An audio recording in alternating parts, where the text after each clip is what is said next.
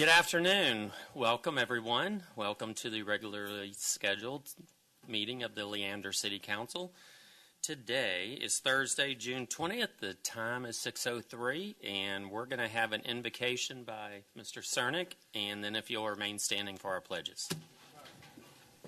Please stand with me. Father in heaven, we just come before you, a humble city that desperately needs your presence at all times, Lord. Thank you for our friends and family that are here with us tonight. Thank you for the rest of the city that is not here with us. And God, we just ask for your presence to be here with us, not just at these meetings, but every festival and every community and every street, every business, Lord, that has opened their doors in the city. We just ask for your blessing. We ask for you to prosper this town. We ask for your spirit to guide us as we make decisions, Lord. Thank you for the unity that is up here in this council. We pray that it will always be protected, Lord, and that anything that is trying to speak against that or disunify us, Lord, would be rebuked right now in Jesus' name. We love you, Father. We come before you just as a humble city, and we just ask you to bless us in our time here tonight as we serve you. In Jesus' name, amen. Amen.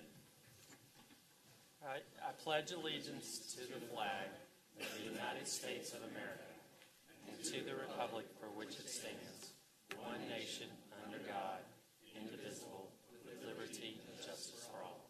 And the Texas flag, honor the Texas flag. I pledge allegiance to thee, Texas, one state, under God, one and indivisible.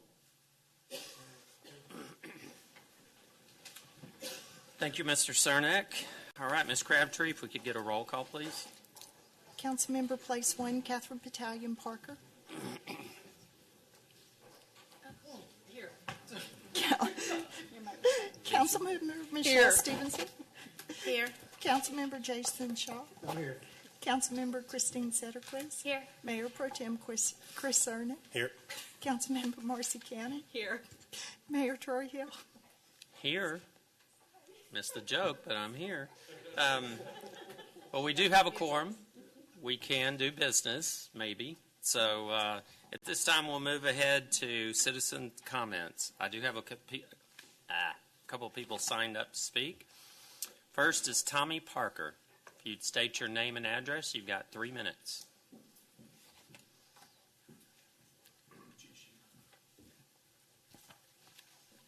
I'm Tommy Parker, 100 County Road 290, Leander.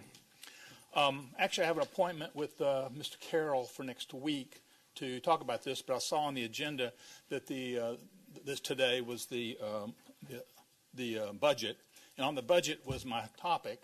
So I thought I should come in and address. Specifically, it's Project T8, which is the widening of County Road 290, where it bumps into 2243 or Hero Way West. The story on that was, back in 2017, City Manager Cagle called me at home and actually invented this project because he noticed himself that the traffic coming out on County Road 290, which used to be dead end, but now it goes back into Crystal Falls, the traffic is huge. And of course, the traffic on Hero Way West is huge. And that intersection is very scary. For 40 years, I've been clipping the trees, 10 years of which belong to you guys now, but to help to make it where we can see, and still someone's going to get killed. And Mr. Cagle was noticed that. So the city bought a quarter of an acre from me in order for the right-of-way to widen the road.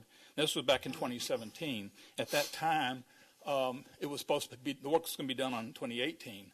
And then in 2018, it got pushed to 2019. And so I've been talking to the project manager, Gina, trying to find out how come it's behind, not moving forward. And anyway, so I see now it's being pushed to next year. So it kind of looks to me like the city's, even though you've got the money in the capital budget to do it, is sort of dragging your feet and pushing it off. And just the other day, my wife almost got slaughtered. She's a terrible driver, but that's just one more reason why we got to do all we can do. And I'm worried that someone's going to get clobbered. And so I wanted to push you guys, all of you guys, to go ahead and knock that project out. That's it. Thank you. If you need a place to sleep later, then there you go. some places. All right, Ms. Karen Thompson.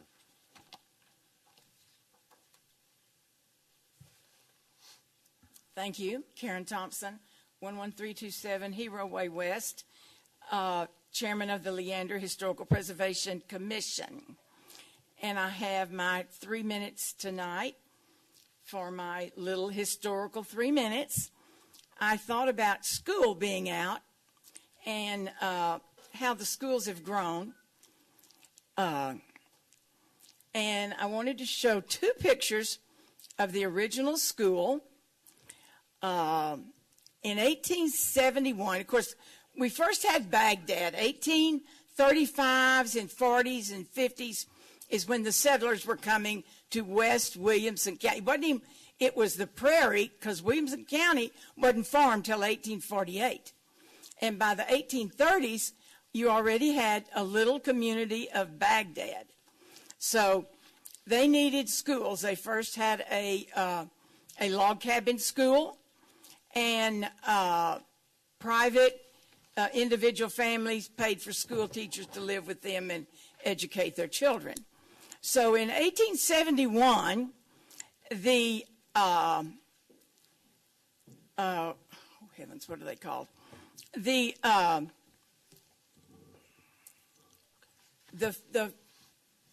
people that have a lodge, what are they called? Masons? The Masonic Lodge. God, I have a dead moment here. You know, well, I am 75. I've got a lot of moments. Anyway, the Masonic Lodge men got together, raised the money, and built a 2-story rock building. The school was on one floor, and the Masonic was on another floor where they also allowed the churches to meet. And they had a rotating schedule. I didn't bring it with me. Like Baptist 1 week of the month, and the second week was the Methodist, and so forth. So, but when they had their picture, because school was always all different ages, and when they were going to take a picture, they gathered up all the young people. Some of these were in school, and some of them were not. So show the other view. This is another view taken at another time. It kind of looks like the same time, but if you compare it, the people are of a different age and so forth. But this was the school in Baghdad, and when the railroad came through in 1882, this was still the school that they were using before the 1890s when they built the school in Leander. So they were very lucky over there. Even though it was a small community, they all pitched in, and all the kids that were of school age came to school. I didn't judge myself properly because 2 of the buttons weren't working. And then it came on 30 seconds. That's not fair. Well, you know, hey, come back. Go ahead and finish. No, I'm fine because y'all are able to see the schools, know that the community was there. They took care of things. It wasn't just a, haphazard thing. It was a built community with a lot of purpose. And then we'll talk later about the Leander schools after the railroad came. But I want y'all to have an idea of the early schools. Thank you so much. Thank you.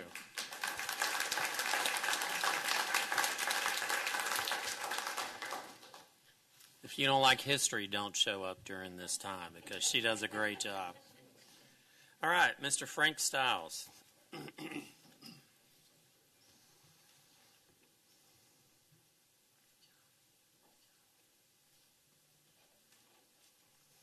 Dr. Frank Stiles, 4180 Highway 183. I've come here today to talk to you about the adaptive swing in the Robin Bledsoe Park.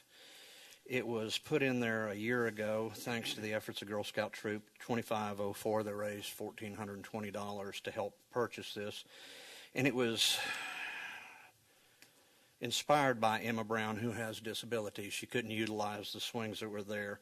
And it may not seem like a whole lot of just a swing, but to a child like Emma Brown, this meant a great deal to her. It meant a great deal to her family as well.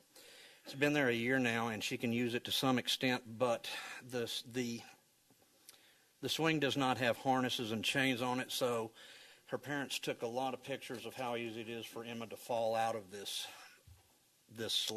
swing. And she's been told by the city that there are no harnesses or chains to go with this swing, but there are swings like this in the Williamson County Park, and they do have the harnesses and the chains. She's done the legwork. She's found the model number of the chain. She's found a fellow that can put the things on there. You know, this in the great scheme of things is not a great thing except to Emma Brown, who it is a huge thing. And what I'm asking you to do is I have left Miss Brown's phone number, her husband's number, and the model number of the swing that's got the harnesses and chains, and a consultant, a local consultant that can make this happen, and see if possibly we can't do just a little bit of tweaking on this. We're not asking for reinventing the wheel or anything. We're simply asking that a little girl with disabilities goes that last step and can use this swing like it was meant to be 1 year ago.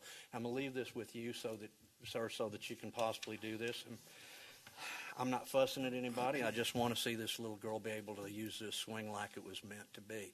This was a good thing. We're about 2 steps away from it being a great thing. Thank you for Thank you, your time. sir. Appreciate it.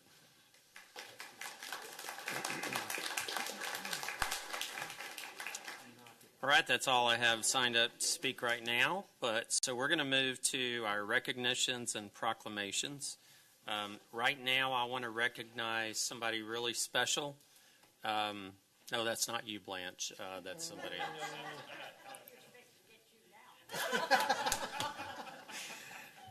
else. Blanche is a part of our history here in Leander that I just don't know that we would have developed without her cooperation, without her efforts, and all the things that you've done to help build this city. They haven't gone unnoticed, and so I want to read a proclamation for you.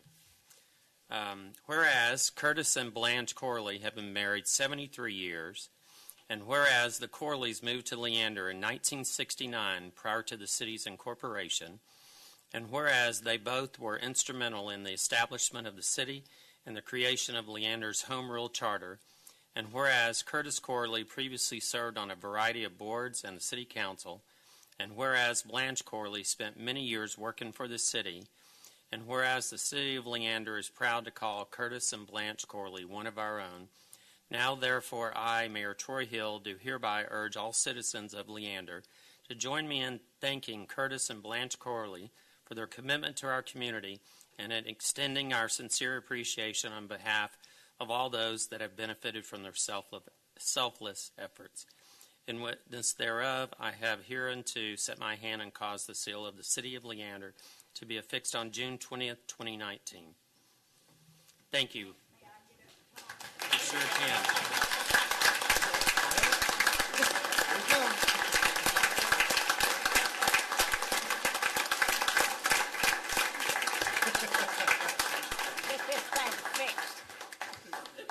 Well, I don't like this kind of doings. But the thing of it is, I appreciate it. I thank everyone that had a hand in it. But I don't like the way they done me, and I didn't know it till the last. But here, I want to say a few things, and I don't want this thing working on me at all. I came here with the intentions of helping everybody and building a home and living here. I could not have done anything for this community without the help of everybody that's been helping me all through the many years. Cashway, HEB, all the people, everybody that helped.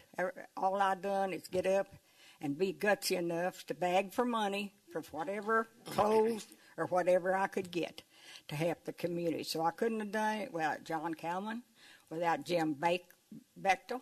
I better get his name correct. I think he's sitting back there. But these people have helped me all through the years to accomplish this. So I couldn't have done it without all of the city of Leander doing it for me. So I want to thank them especially because they gave every time I ask. And I thank y'all for doing this too. I don't like to be nervous and I don't like to cry, but I'm going to get mad the next time you do something like this.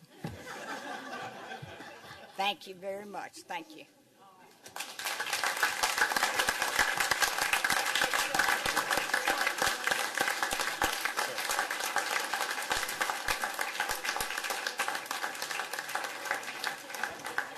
Well, you're going to love this. We're going to take pictures.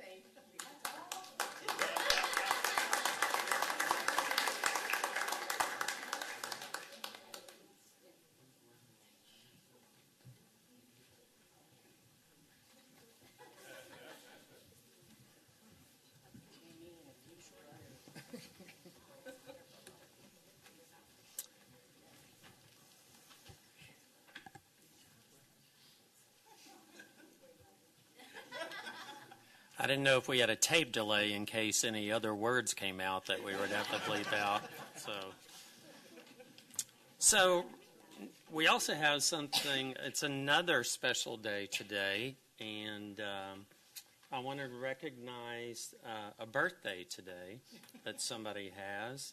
And as part of that, everybody gets to join and sing happy birthday to Councilmember Cannon. All right. Happy birthday to you. Happy birthday to you. Happy birthday, dear Marcy. Happy birthday to you.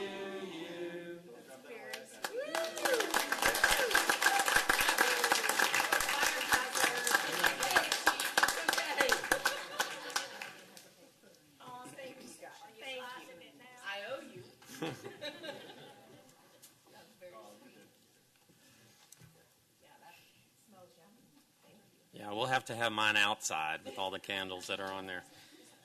All right, at this time we're going to move to our staff reports, and first up is Mr. Carroll.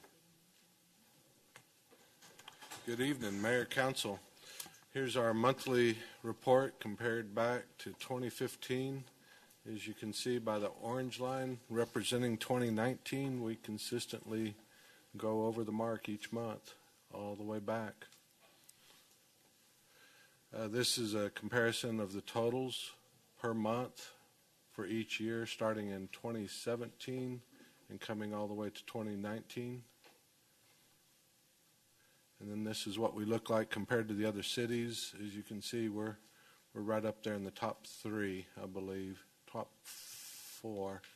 So we're doing well as a city in our percent changes for taxes. As a note, this is the sales tax, not property tax.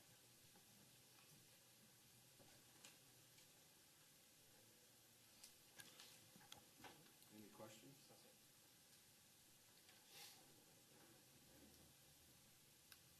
Oh, good news.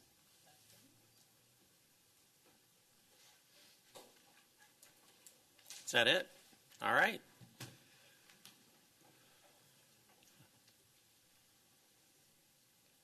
We're getting tag team tonight, so.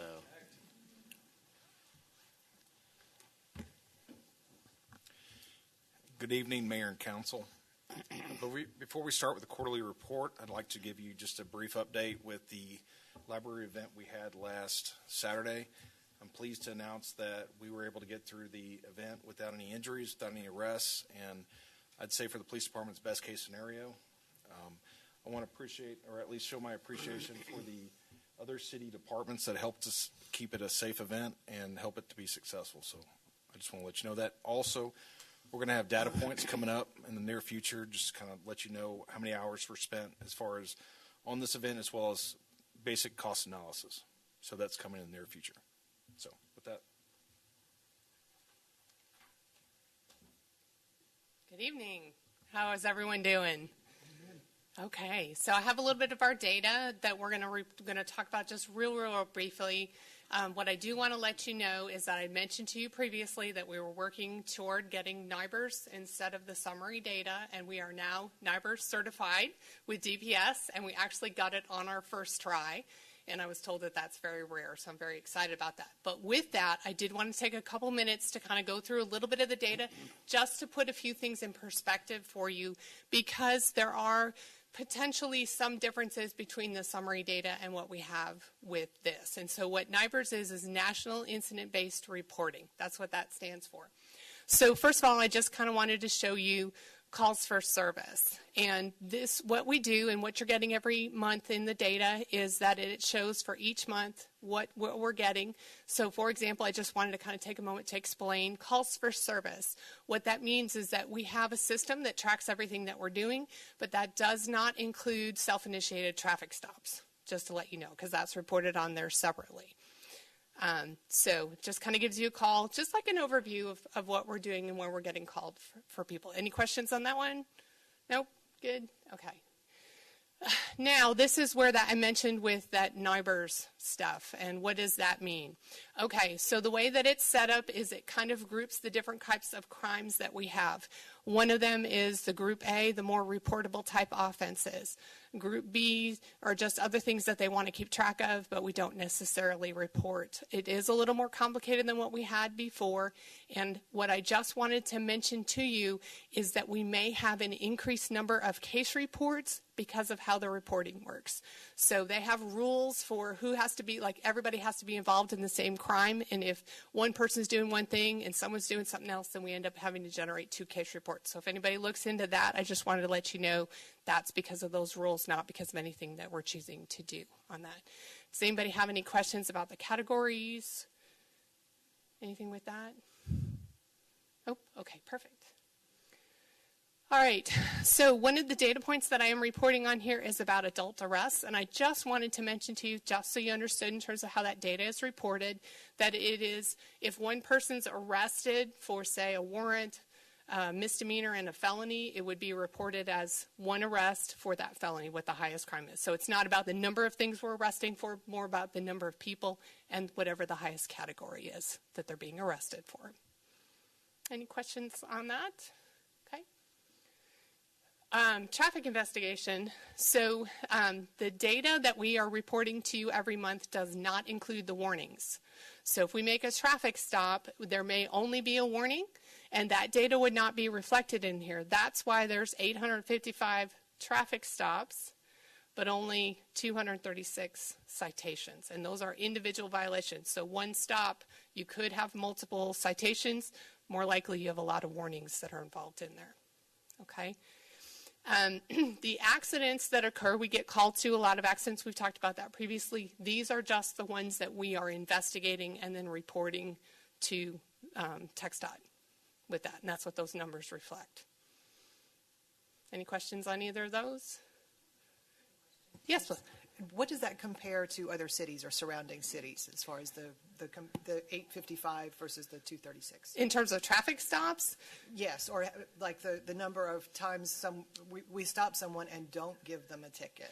Actually, I think that the numbers that we have are very good for cities that have goals like we do. So just to kind of mention to everyone, anything that we're doing from this, our entire goal is for everyone to have voluntary compliance.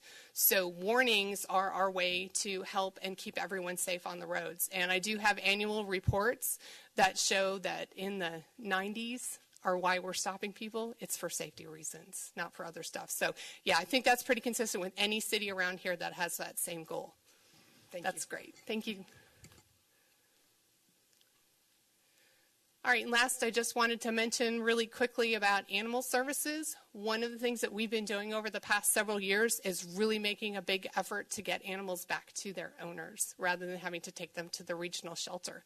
So I do just want to highlight for you real quickly, the data that's on here talks about dogs and cats, they're grouped together, and other animals returned to owners. So we've had 94 for the year of dogs and cats and 16 of others. And that could include things like ducks, ferrets, bunnies, things like that. And in terms of comparing that to how many we take to the shelter, that's 22 and then 1. So that's what our effort is in terms of our emphasis on what we're doing with animal services. And they are very active and amazing on everything that they do on Facebook. So they're a great group. Any questions? Have we had any calls for rattlesnakes? Yes. Okay. Well, I didn't see a separate line item for snakes. Yeah, we don't. They're coming out. Yeah, they are, and our animal services folks are great. So I stay very far away when they do this, but they have snake tongs and buckets that they can use to get the snakes out of the area. We've also had a PowerPoint to help educate our officers on the ones that are non-venomous and the ones that are venomous to help them with identify them, because, again, that's not my thing with snakes. But, yes, they are out. A side note on that, and they do a great job, too. The copperhead removal on our property was pristine. They are amazing. I'm so proud of them. And they actually work for me now, so I'm super excited about that. So, any other questions? All right. Thank you so much for your time and your patience with my nerdy statistics. Thank you. Also, congratulations on your promotion. So, thank you so much. I'm super excited about it. So, I just they took pictures and it had people there, and I'm like the one with the really dumb grin on my face. So, yep. Well deserved. Thank you. Thank you. Thank you so much. Thank you.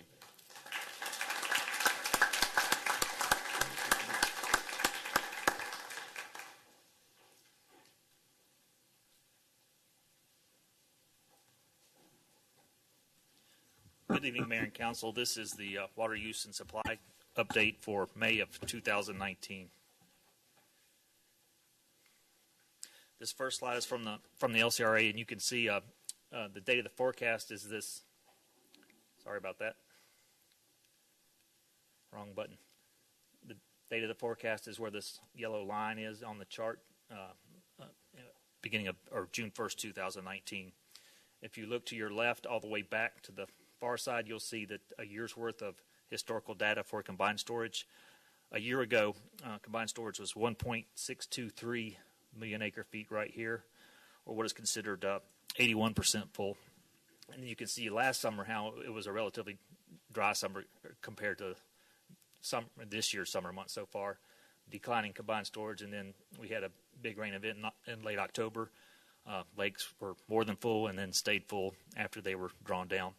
But if you go to as of the end of May, combined storage was 97% full, or 1.964 million acre feet. And then to the right of that line, yellow line, you'll see 6 months of projection, all the way out to December 1st, 2019. And the projections show that combined storage will be essentially nearly full at 1.96 million acre feet under wet conditions, and even under extreme dry conditions, 1.5 million acre feet. So there's the extreme line right there, and then the wet conditions up here at the top. This next slide, I usually just put this slide up every quarter, but this time, because of the inflows for May 2019, you'll see this line right here. That was 375,551 acre feet, or which is what's considered 185% of the historical average. And April was typical, and then previous months were relatively dry and a wetter than normal January. This next slide shows City of Leander's daily water use variations. You see this blue line is for May 2019. Our peak day, 8.41 million gallons is a new peak day for the year. But of course, that will change as we go into the hotter summer months. Compare that to last May, though, which was drier. That peak day was 10.77 million gallons. I think I said acre feet, didn't I, before? But it's million gallons.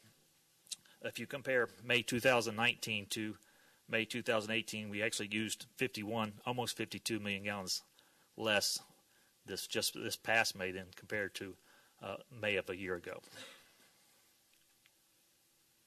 This shows several years of historical water connection data. And if you look to the far right, you'll see May 2018 total connections were 18,746 total connections. Of those total connections, 17,706, the lighter blue bar, were residential connections. If you continue on down to the far right corner, you'll see the apartment units just under 2,000 at 1,970. And then the commercial connections were 647 connections. So the city's continuing to grow. Compared to last May, we've added 1,614 more connections compared to May of a year ago. This last slide shows 12-month rolling averages. If you look at the solid lines, those are the 12-month rolling averages. The lighter blue line is for the BCRUA water plant.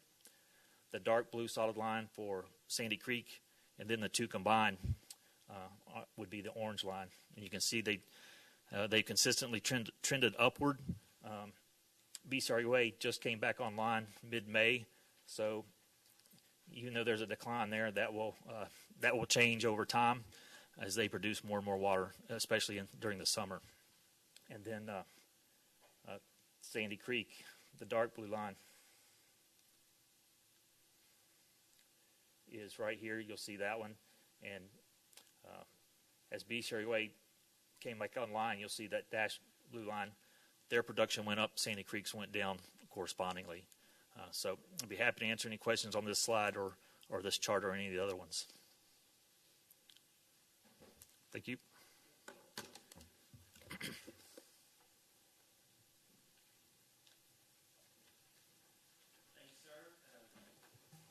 Also wanted to recognize that our new fire chief has started, and this is his first council meeting, so I wanted to welcome Chief. Thank you, and look forward to you coming online. Big shoes to fill, but we know you're going to do a great job, so thank you. Appreciate it.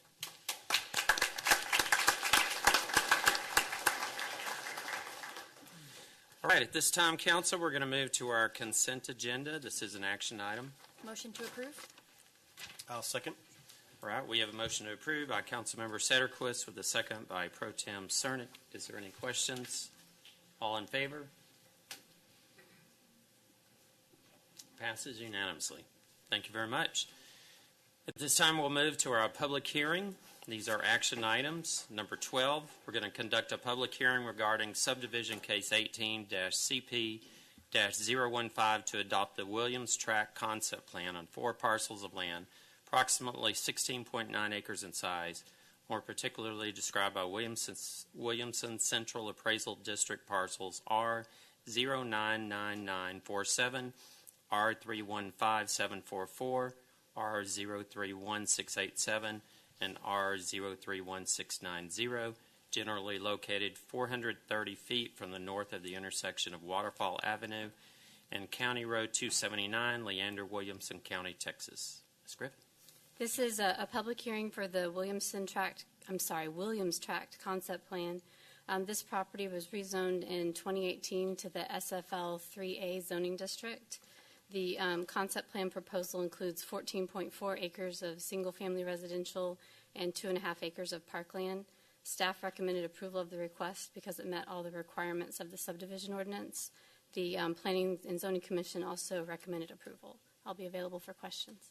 Thank you very much. All right, at this time, the public hearing is still open. Would anybody like to speak on this item? All right, so now we're going to close the public hearing and we're going to move to discuss and consider action on the Williams Tract Concept Plan. Motion to approve? I'll second. All right, we have a motion to approve and a second. Is there any questions? All in favor? Passes unanimously. Thank you very much.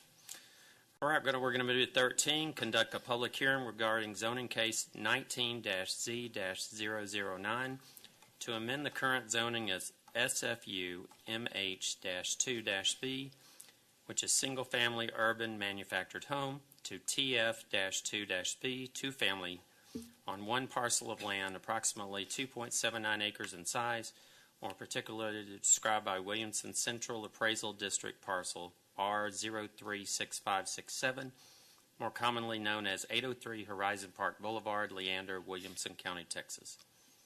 This is a public hearing for a zoning case located at 803 Horizon Park Boulevard. The applicant's requesting the TF2B two-family district. This district would allow for 2 units per lot, and that could be attached or detached units. During the Planning and Zoning Commission meeting, the adjacent neighborhood presented concerns about the change because it would allow increased density in the area. So if we rezone the entire tract to two-family, that means they could divide it into multiple lots and then have two-family units on each of those lots. We looked at the lot, and they could get up to 3 lots if they replatted it. So the commission recommended that we only rezone the front portion to accommodate their request. The remainder would stay as single-family urban manufactured home. I'll be available for questions. Thank you very much. At this time, the public hearing is still open. Would anybody like to speak on this item? All right, so we're going to close the public hearing, and we're going to move to discuss and consider action on the first reading of the prior ordinance I read. Council? So I just have one quick thing, Robin, and you probably don't even have to come up, but when we were speaking, 3 people spoke against this at the Planning and Zoning, and then after their recommendation, there have not been any complaints or anything from any other neighbors. They haven't contacted me, Okay. but I also didn't hear from a lot of them beforehand. Okay. Okay, So the amendment will allow for 1 duplex? So we're doing the first 275 feet of the lot, and if they were to come and replat it, they couldn't do duplexes on every lot. So it would be 1. Okay. Or 2 detached homes. Okay. Yeah. By the way, good problem solving on that. Yeah, I make a motion to approve. I'll second. All right, we have a Mayor, motion. Can I ask for clarification? Mayor Pro Tem, is that with the P&Z recommendations? Yes, ma'am. I make a motion to approve with P&Z recommendations. I second. Thank you. All right, we have a motion to approve with the P&Z recommendations and a second. Any more discussion? All in favor? All right, passes unanimously. All right, we're going to move to number 14, conduct a public hearing regarding Ordinance Case 19-OR-004 to amend the composite zoning ordinance to update the requirements for alleys, Williamson and Travis counties, Texas. This is the first step in the ordinance amendment process. During the April 18th City Council meeting, the council directed staff to change the ordinance to make alleys optional in all zoning districts. So that's what we did. We changed the language to say may instead of shall. The Planning and Zoning Commission reviewed the request, and they recommended approval with a 4-2 vote, and I'll be available for questions. Thank you very much. I do have someone signed up to speak, Mr. Mike Sanders.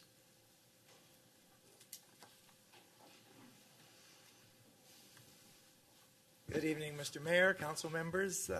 I assume that most of you are in favor of this. I hope that's the case. But I want to speak in favor of this agenda item. A lot of times when votes are made here in the council, there's no discussion as to why council members are in favor or opposed to an agenda item. And so I'd like to explain a little bit, just for the public's sake, as to why I'm in favor of this amendment.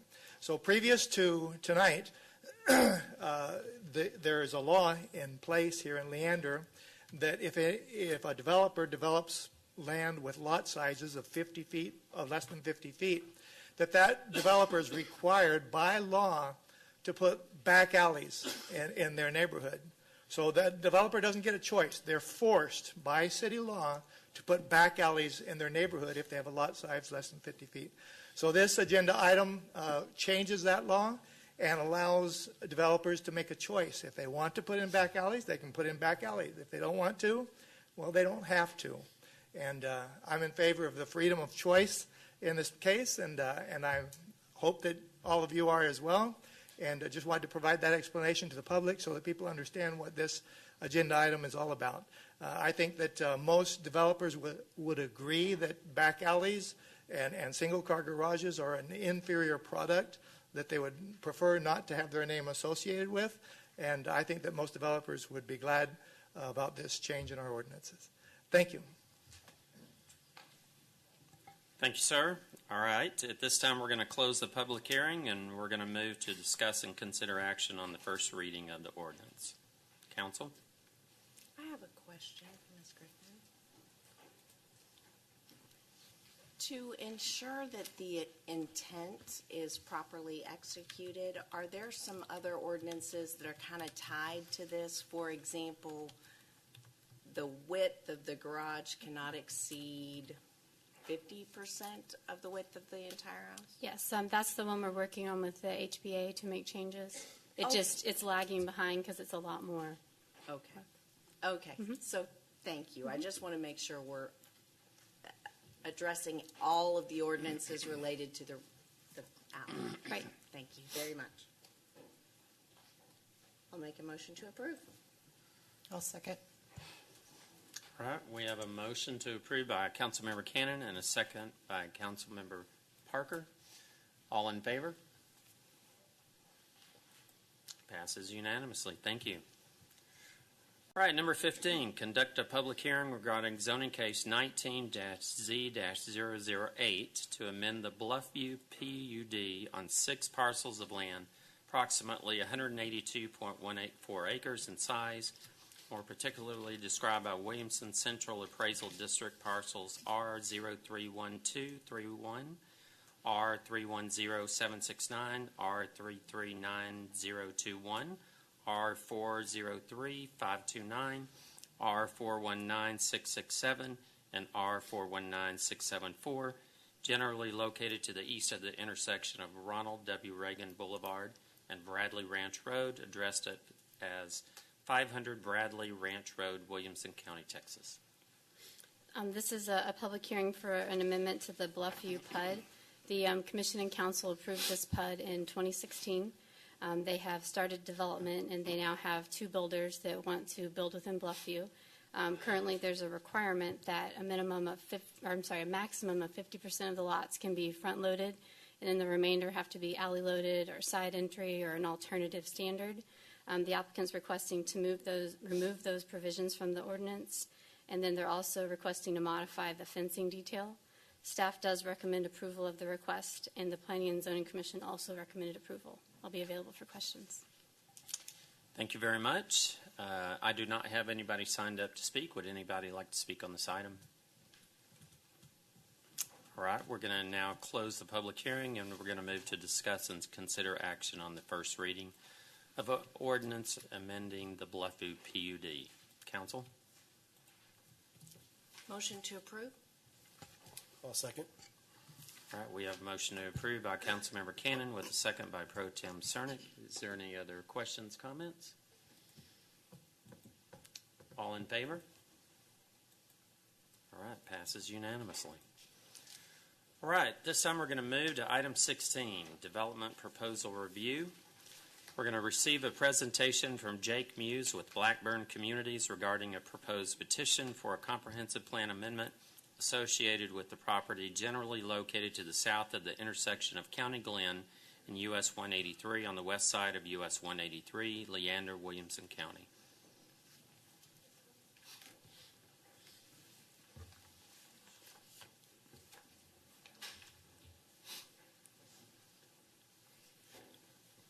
Good evening, Mayor, Council.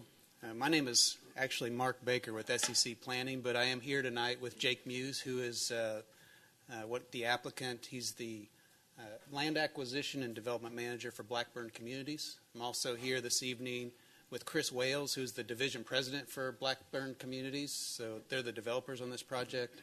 And also here this evening are the applicant's civil engineer and hydrologist. So I would like to give you an overview of this particular project and where we are in the process and get some initial feedback from you on where we are and where we're trying to go. The property, as you see on the aerial exhibit, highlighted in yellow, is located just south of Crystal Falls Parkway. You can see it in relation to the development that's occurred around it over the years. This tract has remained vacant for a great number of years. So surrounding it is an established neighborhood that's one of the original Leander neighborhoods. And so over time, this property has remained undeveloped and is now basically an infill type of tract. And so with the land prices that we're seeing and the escalation of that, there's a different land use demand for this parcel than there was 50 years ago. And so I wanted to show you a little bit of what we've gone through at this point on the process for the conceptual plan that the applicant would like to propose. We had a meeting with city staff to talk through the proposal and what issues, everything from utilities and drainage to access points, emergency access, land uses, and got some feedback, some initial feedback from the city for direction. We then, knowing that this is an infill tract surrounded by established neighborhoods, we fully understand this is an emotional issue and can be contentious. So I would like to credit my client for listening to my advice and saying we really have to meet with people. We need to knock on doors. As painful as this is probably going to be, we need to communicate and we need to do our best to be a good neighbor. And so to their credit, we've now had 2 meetings with neighborhood associations, one on May 28th, which was my favorite because I got some of Blanche's peach cobbler out of the deal. And then we had one last night at the library with additional residents. I would guess we probably had 75 people or more at the meeting last night. So we're trying to be as transparent as possible with what we're proposing this evening. We're trying to be a good neighbor and provide the opportunity for feedback and direction from the neighbors within what's realistic to make a development happen in a financially feasible way. And then obviously we're here this evening to get additional feedback from you to see what are the next steps for us if there are any. And so I've taken some pictures around the property. This is a blow-up aerial of the site. You can see it's very heavily wooded in the southwestern segment. There is a drainage way that runs through the middle of this property. If you're familiar with it at all, there's quite a bit of drainage problems in this area that run through the middle of this property and then outlet under 183 and continue on to the east. And in a little while when I get through some of these slides, I'm going to have the hydrologist and the civil engineer walk you through some of those steps in the process and what we're having to deal with and the steps we will have to go through to be able to make this a developable project. We do feel that there's some things we can do that can alleviate some conditions in the area, but there's a lot of work that also needs to be done and a lot of expense that would have to occur to get to that point that understandably the developer would like to hold on investing on to find out if we have a project to work on first. So hopefully that makes sense. But we do have enough of a big picture idea of how to handle some of the drainage problems to speak to this evening.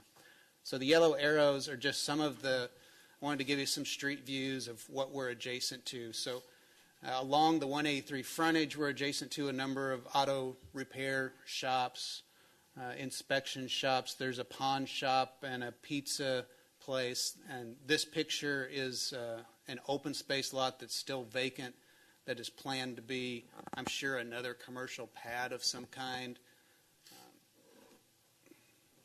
Is there a way I can point at things on here?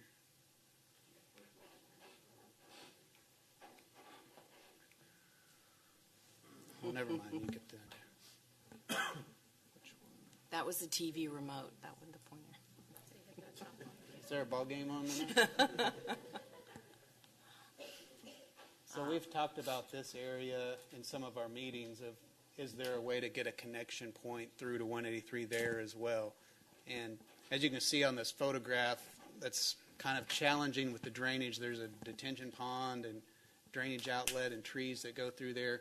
And most likely very high-priced commercial property to get through that pad. But just wanted people to be able to see what that looks like in case that was a question you had. This is a view looking down Hernando's Loop, which is on our northern boundary. And then we also have a stub into the western part of the property that's County Cork Road, and that's what that road looks like currently. From an existing zoning standpoint, the property you'll see I've highlighted in blue. And so we have a strip of single-family suburban along Hernando's Loop, and the remainder behind that is single-family suburban, and then our frontage is general commercial. So that's the current zoning. On the comprehensive plan, it's called a commercial corridor along 183, with behind that being neighborhood. There's not a lot of density classifications on the current comprehensive plan. It just calls neighborhood residential. This indicates what the existing drainage pattern is doing and topography is doing. We have drainage that comes from the north down through this property, and there's drainage from the west that comes through this property, like I mentioned. There's approximately 22 to 28 feet of elevation separation from our western boundary to where it passes underneath 183. There's a lot of existing site work that's been done on the property over the years that has caused some drainage concerns and backs up some water and creates some of the issues that we're going to talk about later. And so this property, what you see in magenta is what I received from the civil engineer as what they believe they can channelize this drainage and clean that corridor up to convey this water better and also detain the water and release it. We obviously cannot release water at a higher rate off of this property than its current condition, so we will have to detain this water, but we can help make the flow happen a lot more uninterrupted than is currently happening today. And this is an exhibit of the proposed land uses that we were talking about. And the most contentious one, I believe, is a multifamily use. Understandably, multifamily apartments become an emotional issue, and so we understand that. My client is a multifamily developer. They build the product, and then they maintain the product and manage it. And so kind of from beginning to end, they maintain these properties. And they've identified this property as a key multifamily site because you look at the context of the area. It's on Highway 183. The development that has occurred all the way around it, its proximity to major shopping and the HEB Event Center, 1890 Ranch, Crystal Falls Parkway, all of those things make this an ideal location for more density today, obviously, than when the adjacent neighborhoods were developed. And so the value over the years, as you can imagine, has escalated rapidly as 183 and development around this has grown.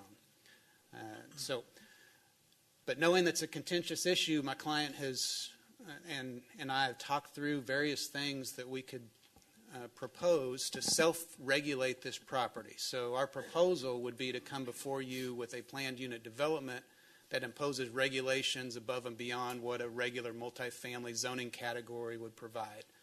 And one of the things that we have talked about is doing a 75-foot building setback from the property line. Any property line that's adjacent to a single-family residence, no building would be within 75 feet.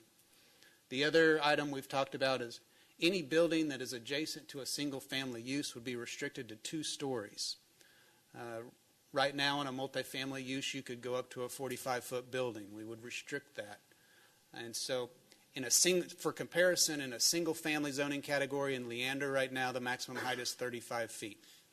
So we could limit these 2-story multifamily buildings to basically the single-family height. We've also talked about on the general commercial, is maintaining general commercial on 183 because that makes sense, but also restricting the uses on that general commercial that is already currently zoned. And some of the things we've talked about restricting are vehicle sales, rental, commercial parking, equipment sales, rental leasing, body shops, engine repair shops, motorcycle repair shops, pawn shops, gas stations, car washes, mini storage, manufactured housing sales, warehouses. And so we would self-impose, even though it's general commercial, the highest commercial classification today, we would limit the uses that could go on there to a more of a neighborhood-friendly commercial use. The remaining property that you see in the southwest corner we're proposing as a townhome or a small lot single-family detached product. And we have, in order to get the density on this property, we're currently showing alley-loaded product that where the garages will be in the back because the homes would be very narrow and the townhomes would be narrow. A minimum townhome width under the current single-family townhome category in Leander is a 22-foot wide unit. And so that's what we're basing the density off of. We've also proposed around the perimeter of this property a 25-foot natural buffer, an undisturbed buffer, before any development would occur. And as you saw in the aerial photograph in the southwest corner, there's a lot of heavily vegetated area, and so our proposal is to maintain that as a natural buffer to any homes that would back up to this development. And there's also a provision in the Leander ordinance that requires the removal of all cedar trees. We would be requesting a revision to that to at least allow the cedar trees in that buffer so that we can maintain as much of a vegetative strip between the homes and this development as possible. The other thing that we have proposed is an 8-foot masonry wall along the northern boundary and along the western boundary where any multifamily would be adjacent to a single-family use. And then adjacent to that wall would also be a line of evergreen street trees spaced 30 to 40 feet on center along that entire perimeter to give a solid barrier 8 feet up and then to have a canopy from that point up of say, a live oak tree. So you'd have basically a visual barrier going up 20 to 25 feet on those boundaries with the residential. Those are all things that don't come without expense. But they're things that we're trying to do and propose as ideas for how we can be a good neighbor. And one of the things that's a big concern to the residents is additional traffic, as you can imagine, and how are you going to connect to adjacent streets? And so we've heard loud and clear that people would prefer not to have additional traffic going out to Baghdad on, I think it's County Court Lane, or out to Hernandez Loop. And so we may need those access points for emergency services, but our proposal would be that they would be allowed to be emergency access for the fire department and EMS only, not for public through traffic. As part of the development of this property and the improvement of the drainage system and the floodplain area, our proposal is to turn that basically into the central park for this project. So we would have private trails that run through the property and have a private park internal to the property with picnic pavilion, playground, open play fields. And the combination of all the things I'm describing to you, the buffers, the ponds, the creek area, the drainage channel, even with all those improvements, we're looking at about 15 acres of the 44 acres total that has to go to open space to make this be able to function from a drainage standpoint. And so we're proposing those various amenities. We've talked to the residents about whether they would like access to the trail system or whether they would like trail connections to their neighborhood to be able to access these parks. Again, the feedback we got is that they would prefer that everything remains a private, contained to this development, and they would rather not have a public interaction with these facilities. So that is why we're okay with that, if the city is okay with that. Now I wanted to walk through just quickly. We've gotten a plethora of questions over the last meetings with residents and from staff, and so I'm sure I'm missing some, but I was going through the questions in my mind and thought I'd try to outline what we do know in case some of them were going through your mind this evening. One of the questions was, what's the existing zoning? I've kind of walked through that. And then what is the proposed zoning? Obviously, the PUD method is the way we would go, with base zoning districts defined in that PUD, starting with MF, SFT, SFL, and GC. And then we were questioned, what are the proposed building heights? And so I walked through that.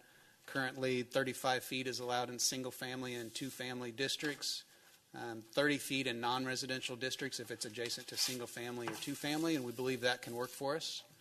How will you ensure that standards described, so all the things that I'm describing to you, the building setbacks, the landscape buffers, the park improvements, the building materials and heights, where our question is, how do we know you're not just telling us this? How are you going to codify this so that we can hold you to it? And so that's where the PUD comes in, where we've committed to document all the things that I've spoken about this evening in that PUD document. One of the other questions are, what are the size of the townhome or single-family lots? The townhome lots, like I mentioned, are a 22-foot wide product. The single-family lots, we're still exploring various widths, but my client's very interested in an alley-loaded small lot product that could be similar to the Crystal Springs product that you see over off Crystal Falls Parkway that's under development at the moment. One of the questions was, will the project connect to County Cork Lane?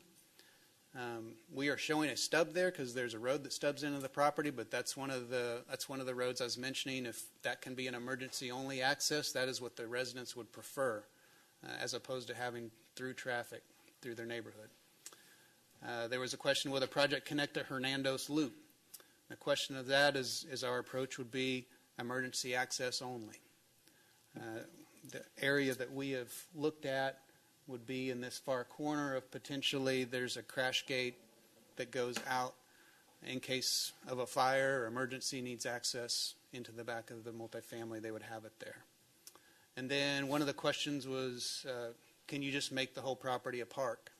And that's a tough business model for my client who's a developer of single family and multifamily. But we understand the concern. It's something I hear a lot when there's a property that's developed, that's had development happen around it, and it's remained undeveloped for a long time. People get accustomed to that, and so we fully understand that, but also realize that is somebody else's property, and we believe in the property rights of being able to try to develop that property if possible. So. At this point, what I'd like to do is pass the baton to Blackburn, to Jake, and have him walk through some of the other questions. Okay, very rapidly. And needs to be really quick. Thank you. And Jake, would you mind speaking a little bit to some of the questions we heard of prices of units and value of the property? So I'm going to have to limit you to about 5 minutes. If that's I can do it quicker than that. I'll fly through it. So. And I'm Jake Muse. I'm with the development company. The rent's anticipated for the apartment, so we have a project to Leander Junction on Ronald Reagan, just south of Journey, and they would be similar to that. So for the one bedrooms, they'd be $1,100 to $1,200. For the two bedrooms, it'd be $1,300 to $1,500, and for the three bedrooms, they'd be $1,700 to $1,800. The prices for the for sale units. So we hired Metro Study to basically do a study of the site and the market around and suggest pricing and absorption for that. And so if we went the townhome route, it would be an average of 1,450 square feet for a sales price of $230. And then if we did the detached lots, it'd be a little bit higher, so 1,800-ish square feet with an average sales price of $250,000. And then we've had a lot of people ask us if this would increase or decrease the value of the surrounding properties, and on a price per square foot from the single-family point of view, it would be higher than a lot of the surrounding properties, so we think it would increase their property values, and then also with the value that the apartments would add, it would also increase it. And just running some numbers, the value that I think we would add to the property once it's at full build-out and fully developed would be around $70 million. So if I did the math right, I think that's approximately $400,000 in tax revenue for the city annually. And those are my answers. And I think now this is Steve and James. We'll take it from here if we have a second. Or yeah, guys. And Mayor, it's up to you, Mayor. Yeah, we have our hydrologists. If you have questions about the drainage and solutions in that process, they're here and can answer any of those questions. All right. And, thank you very much. Appreciate your time. Thank you. All right. I do have several people signed up to speak, so I'm going to call you up, and you have 3 minutes. First is Brandy Berkman.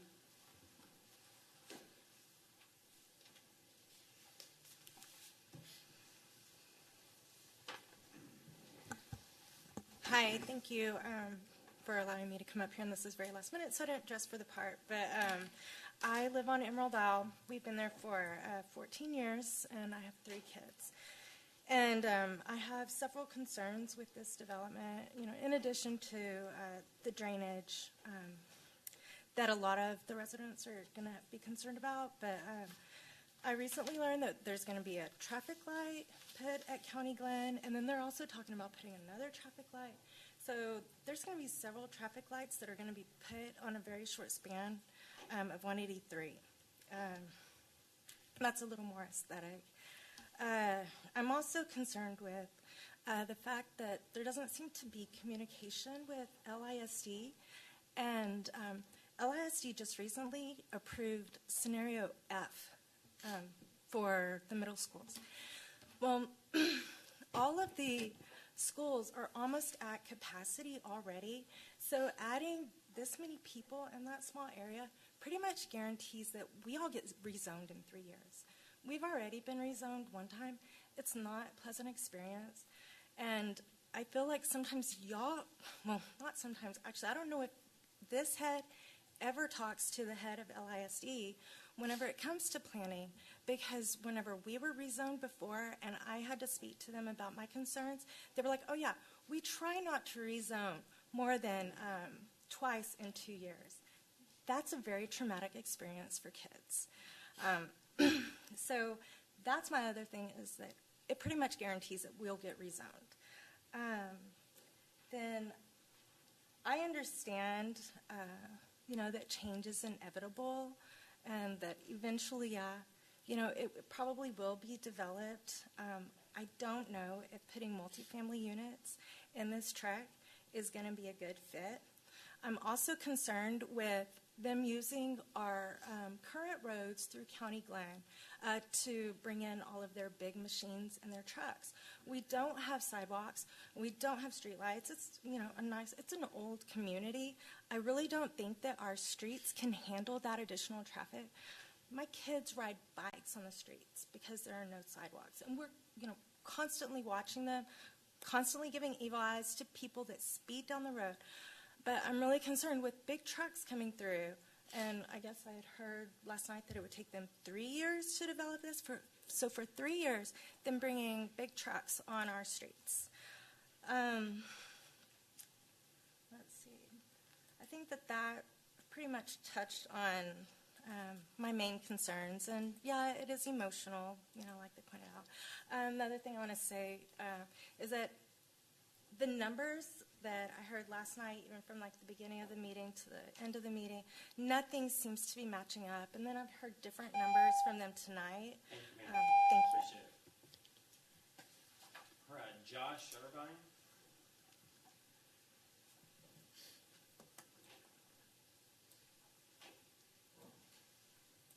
Good evening. My name is Josh Irvin. I live at 2102 Emerald Isle. I back up to the small corner track up there where they're proposing this. I bought my house 3 years ago, and at the time I had them look into the zoning for this. Zone single family. I can deal with houses.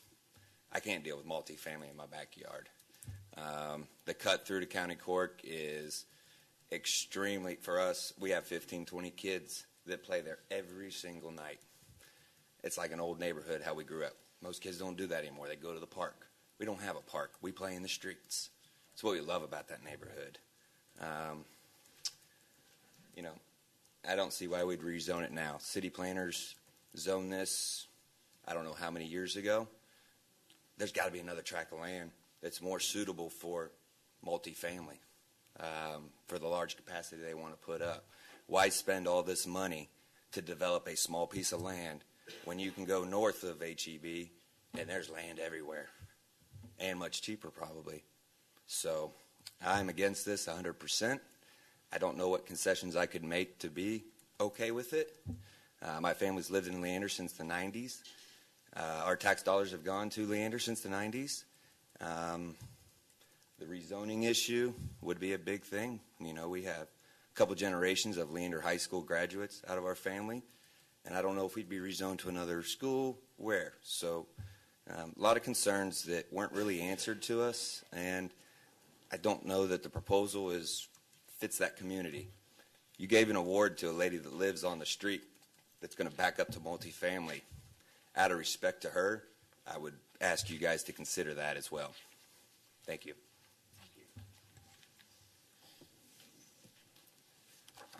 Kyle Miller.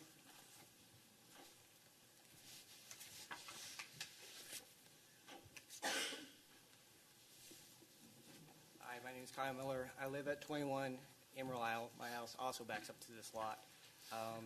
5 years ago, me and my family moved here. We bought into this neighborhood. Our house is actually in the floodplain, so we pay a premium to live in this neighborhood. We love the quiet. We appreciate it. We appreciate our neighbors. We're very close.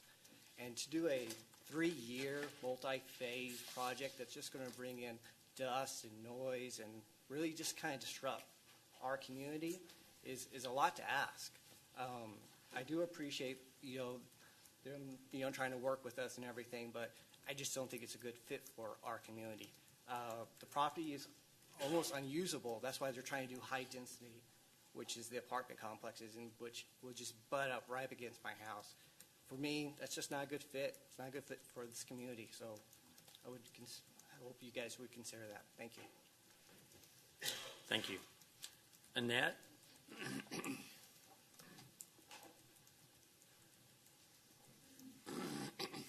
Hi, my name is Annette Sponseller. I'm at 402 Hernando's Loop. Yesterday, more than 50 people from the County Glen community came together to hear Blackburn Communities' proposal. The flooding in our community has been a huge concern and was not satisfactorily addressed. They stated that it's not their responsibility to improve the drainage issues on Wicklow, County Cork, Emerald Isle, or Hernando's Loop, among others. While it's not their legal responsibility, the property they want to develop directly affects the drainage from these areas. Throughout the meeting last night, the developers repeatedly said the phrase, "the same or better," concerning drainage and flooding in the area. The bottleneck of our drainage in the County Glen neighborhood is a culvert under 183, which TxDOT and the Railroad Commission have already denied improving, or the land would have been developed previously. So while the developers will work to make the drainage on their property better, they will not work to increase the drainage throughout the neighborhood because, quote, "the economics of the project don't warrant it." This property is the only possibility for many folks to prevent flooding. There's nowhere else for the water to go. While it's not their legal responsibility, we have a responsibility to help the flooding issues that have plagued our community. Personally, my property does not flood, but we have seen the devastation throughout the neighborhood that this has caused. Access to the property, as already stated, has also been an issue. The property is surrounded by single-family residences with large lots. Even on Sioux Trail, not part of County Glen, on the other side of the proposed development, they said that they'd like to add 230 to 280 high-density multifamily units, which the middle area would be 3-story buildings. I know they concentrated on the 2-story tonight. There's no transition between the single-family lots to the high-density units if it was developed in this way. Additionally, the 25-foot setback is 25-foot setback and then a parking lot. So it's not a 75-foot setback. So that exhaust, car noise, car doors, all of that would be there as well. When we asked why the development had to be so high density, the developers told us that it was because of the economics of the development. Repeatedly, those phrases came out of their mouth. It's just not feasible because of the economics of the development, because of the economics of the development. The floodplain, which is a special floodplain zoned AE right there, is very large. I understand that their zoning, I understand that they would have to work around that floodplain, but they did not address at all how it would affect our community. They just said that FEMA wouldn't allow them to make it any worse for our community when it's already very, very bad. I humbly ask you to deny their request. Thank you so much. Thank you. I have a lot of people that signed up but did not wish to speak. Chickens. No, I'm just kidding. Kevin Sponsler against. Rosie Miller against. Cody Acuna against. And Yvette Jarvis against. So, thank you very much.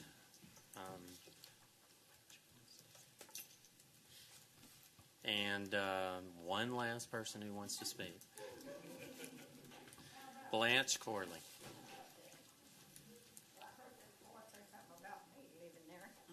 I don't know exactly what he said, but you know my name, my address, and I do live on Hernando's Loop. I had a meeting with these guys, and twice. Every one of them's really nice. I didn't object to anything. I just told them if they didn't say what I said right, I'd be first on their back. I don't want some big company to come in there that may be off the wall like another car wash that we got on that street. I didn't agree with them, and I didn't disagree with them. I told them I would listen to them and see what they had to offer.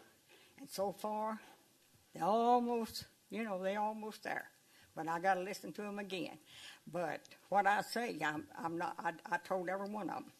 So I'm just not saying yes, and I'm not saying no, because we could have something in there that none of us want. The girl mentioned the red light. I'm the one that worked 2 years on the red light. I got it, and they got it all up except the bars, and they're waiting to put them up. They're supposed to be up in June. So it will be at 183 and County Glen.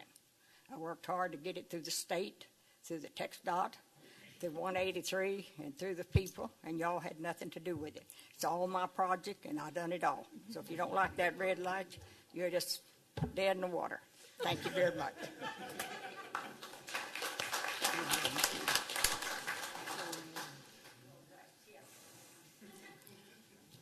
Thank you for that mild-mannered.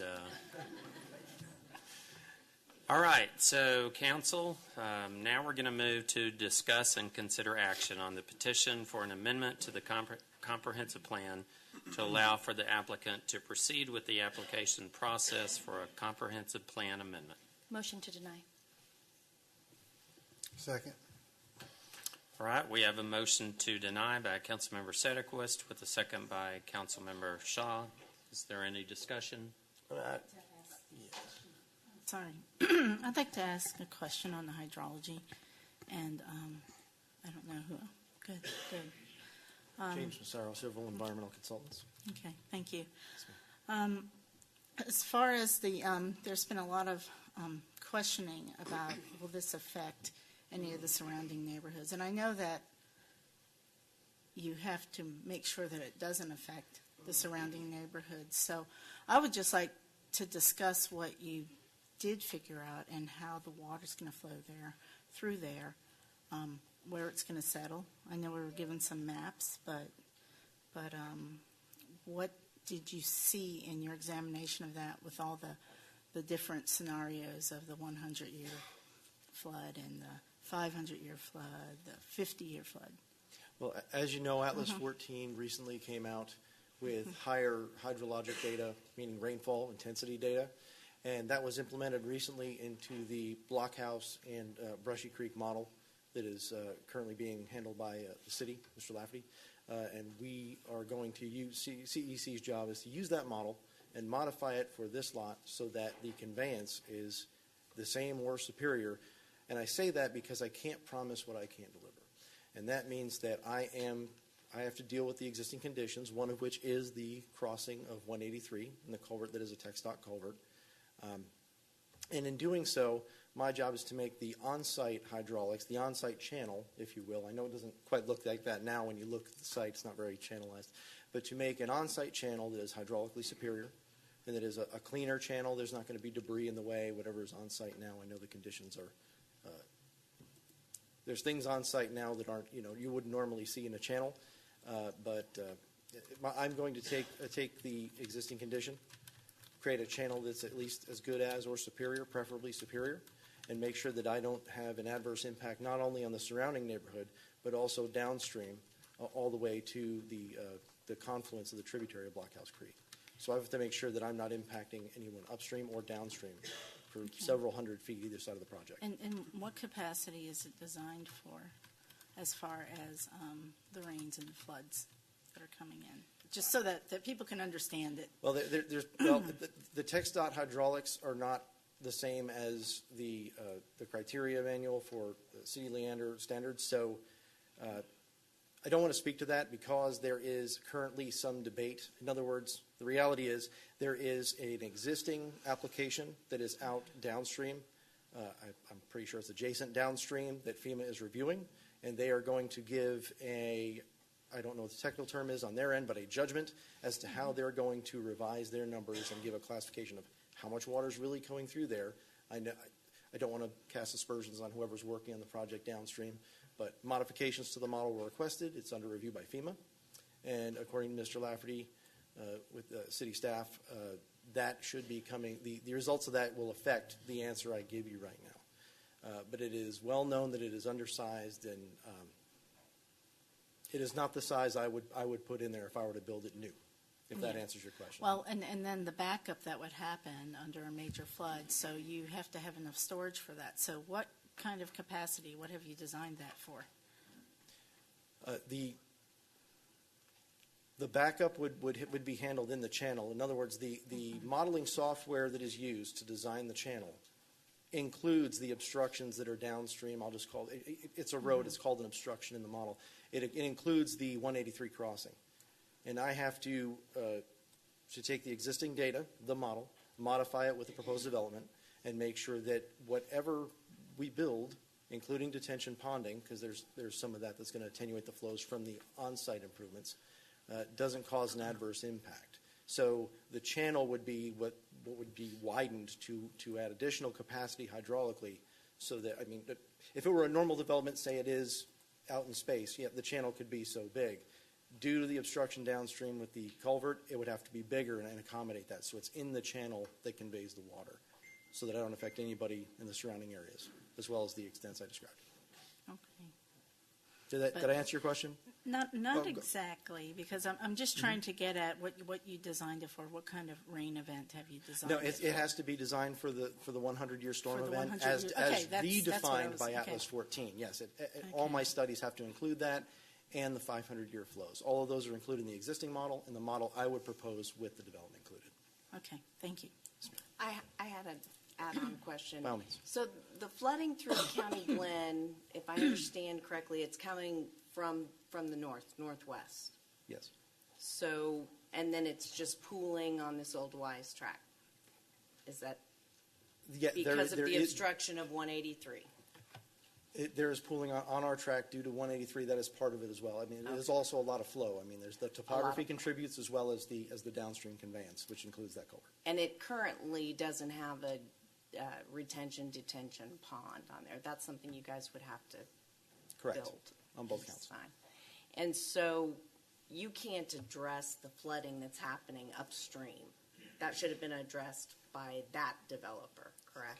As I understand, the flooding upstream, I'm an engineer. I don't want to throw anybody on the bus. The flooding upstream has several sources, as I learned last night, especially. So, in general terms, there is as you increase the capacity of the channel, as described, as you make the project better in terms of FEMA floodplain elevation, there should be a benefit that goes upstream. But to the extent I promise that everybody's life is going to be better, I have to tell the truth, and I can't over-exaggerate the case. So that is the hope. That's the intent. That is exactly what we target to do. But again, we are held, like the water, we're held back at the downstream conveyance point, which is 183. Thank you. I had a question of Mark.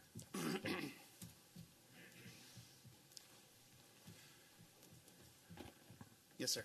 You know, I understand the concept of multifamily being the most profitable use. I know for myself, I've always been reluctant to vote to approve a multifamily next to an existing single-family neighborhood, and I think that's what we're going to see tonight. But you know, there are other things, you know, that maybe the neighborhood you might be able to work with them on. I think office, possibly, you know, low-level office, that could still be a profitable use. And I would just say that, maybe some of those might be a better fit in some cases. So, Sure. I mean, I'm representing a client today Sure. that's a multifamily and residential developer. One thing I failed to mention earlier, that for whatever merit that it has, I had asked Jake to give me an assessment of if this property were developed under the zoning that is in place today, what would these homes need to sell for as single-family homes? If somebody wanted to come in, so I'm trying to get to the bottom of why hasn't this tract developed historically. I know part of it's this drainage situation and the cost of repairing this drainage situation and conveying this water is not insignificant. It's in the millions of dollars. And you add that to the price of the land, which has escalated dramatically over the years, there's a certain amount of density and a financial model you have to do to make a business work. And so I wanted to find out, based on the density we could get on a single-family urban density, what would these homes need to sell for? So Jake shot me some numbers, and he said, in order to make this thing pencil, these homes would need to sell for $1 million to $1.5 million. And so that kind of answered my question as to why we haven't seen it develop as single family before. And so that's not what anybody wants to hear, but it's kind of hard to develop single family when you're behind an automotive repair shop and a pawn shop and sell $1 million house. And so there's not a lot of comps for that. And so it drives, and like I mentioned earlier, speaking of transitional uses, the transitional uses have changed from when the property around this was developed. And we're now talking about transitioning. If we were talking about this, irregardless of what's around it, and we were along a major highway with the highest intensity of commercial along that highway, we would talk about transitioning from that heavy commercial to a higher density residential project to a residential project. This just so happens to be one of those infill tracts that's surrounded and has sat vacant for decades. And so that's kind of the dilemma on it. And would somebody come in and develop it in the future as an office or industrial? I don't know the answer to that. Maybe they would. Would the residents like to see a commercial office industrial deal behind them? I don't think they want to see that either. And so there comes a point in time when is it deemed you can't develop your property. So that's kind of the rub on where we're at. That's really the justification that we have and the basis that we're going off of. And so. I have one more question, though. This is one that was, I don't remember it being stated, but how many family units or living units do you suppose will be total once it would be developed according to your plan? The multifamily, we're in the 280-ish range, and single family would be in the 100 to 110 range. Okay, thank you. All right, we will move for a vote. There is a motion and a second to deny the application. All in favor? All opposed? All right. Motion to deny passes 6-1. Can I make a comment because you moved pretty quick? Can I make a comment? Okay, go ahead. I just want to say that I thank the developer for working with the neighbors because you never know who might come down next. I also personally have a hard time balancing all of the residents' landowner rights with the Wise family who's been trying to sell this property for 10 years. And it's not their fault that County Glen wasn't drained properly and it all kind of juts down on their property. So to me personally, I just wanted to mention that. I understand it's a difficult position for both sides. I commend the developer for going to so much trouble to reach out to the neighbors. And maybe there's something else that y'all can work out, because right now the city gets 0 property tax off of that ag land, and under the proposal here, $400,000 a year, that's a lot of property tax to help redo some of the roads in County Glen. So I struggle with this, and I just wanted to verbalize why. Thank you. Thank you. All right, now we're going to move to our regular agenda. Item 17, discuss and consider reappointment of Jason Shaw as Council Director and Jason Anderson as Citizen Director to the Board of Directors of the Brushy Creek Regional Utility Authority, BCRUA, with terms expiring July 1st, 2021. Motion to approve? Oh. I'll second. Was there what?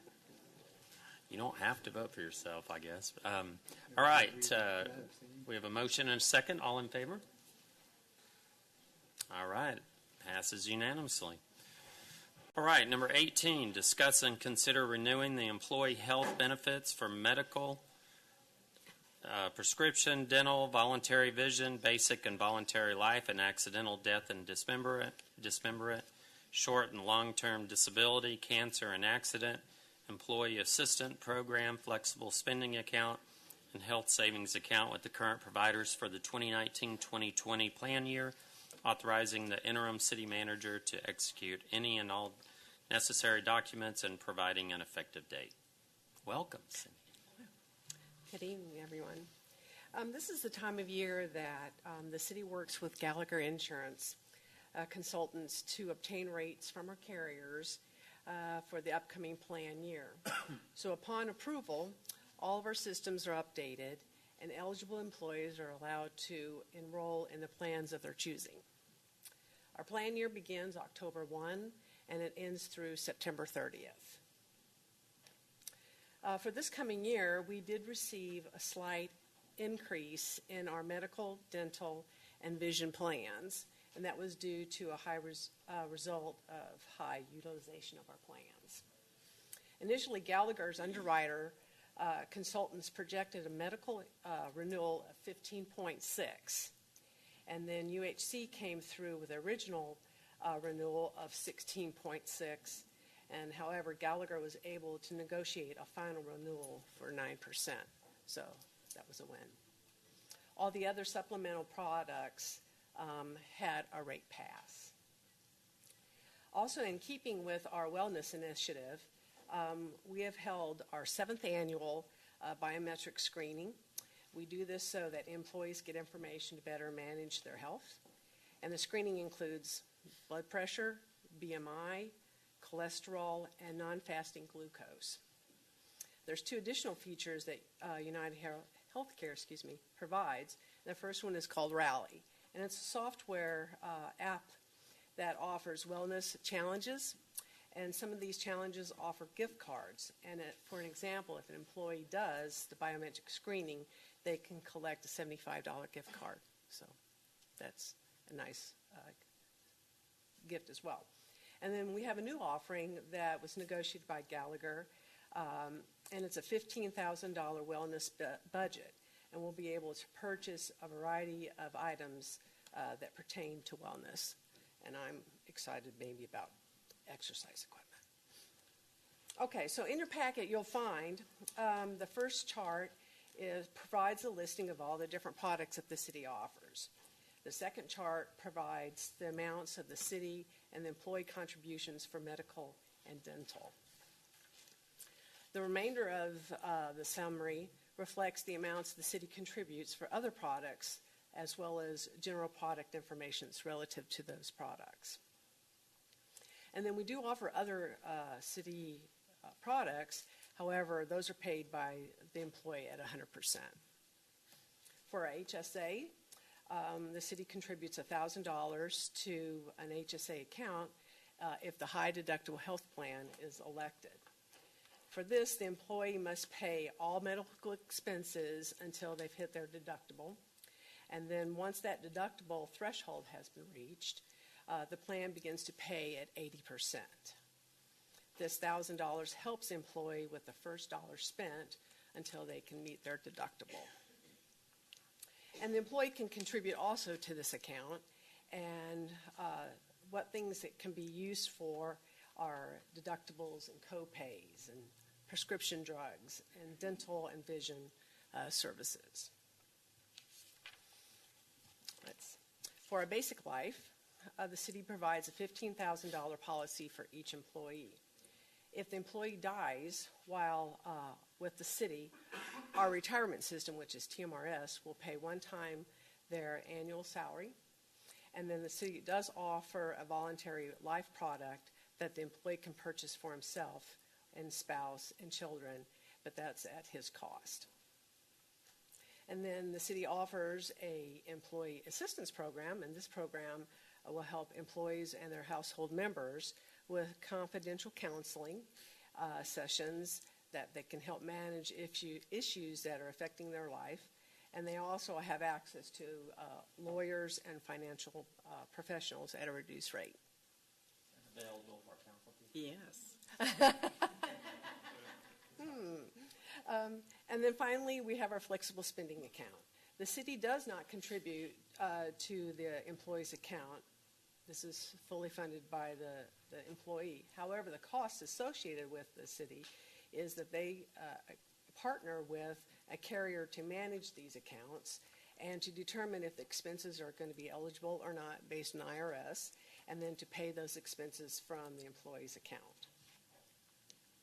So in summary, our total projected city contribution costs are $2,621,431.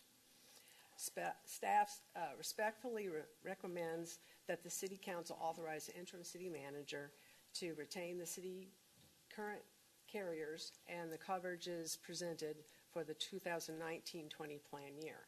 I'm available for any questions, and I have Sandra Quintanilla. She's with Gallagher, and I would like for her to say a few words. Good evening, Mayor and Council members. My name is Sandra Quintanilla. I'm with Gallagher Benefit Services. I've been the insurance broker for the City of Leander for about 6 years. I've been a broker for 18 years. We office out of Georgetown in Williamson County. We also have an Austin office as well. But most importantly is that our job is to not only negotiate, but to make sure that the rates and the benefits stay the same throughout the years. So for the last 3 years, we're able to hold a rate pass. That means no rate increases to the city employees and to the city as well. This was the first year that it did come in at a 16% for, I think, since 2012. But we're able to get that 16% down to a 9%. We have our financial consultants that are monitoring this on a monthly basis. So unfortunately, you were running at about an 83% loss ratio. Now, this month through April was, I believe, 91.3%. So this last month, just for the month of April, your loss ratio was 158%. So we got the actual renewal down right before that month of April had increased. Do you have any questions for me? Any concerns? I do. Yes, sir. So I remember when we were going through some of the benefits and I guess the health maintenance initiatives that the firemen do. I mean, is that offered for employees across the board? You know, and it's based around prevention, obviously, right? So I'm not real familiar with what the fire offers. Okay. Their group. Okay.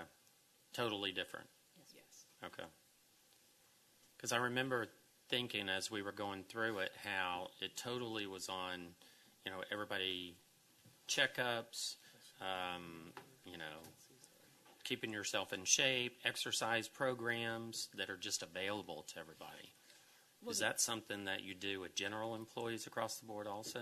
Well, one of the important things, and I think it was like 7 years ago that Cindy had mentioned, is to educate employees and know your numbers. And I think what has happened in the past is most of the employees, or me as an employee, I didn't even know what my cholesterol was or what my BMI or even what my normal high blood pressure would be and what is normal. And so if you don't check on it on a monthly or even a yearly basis, you're not going to know what that normal is.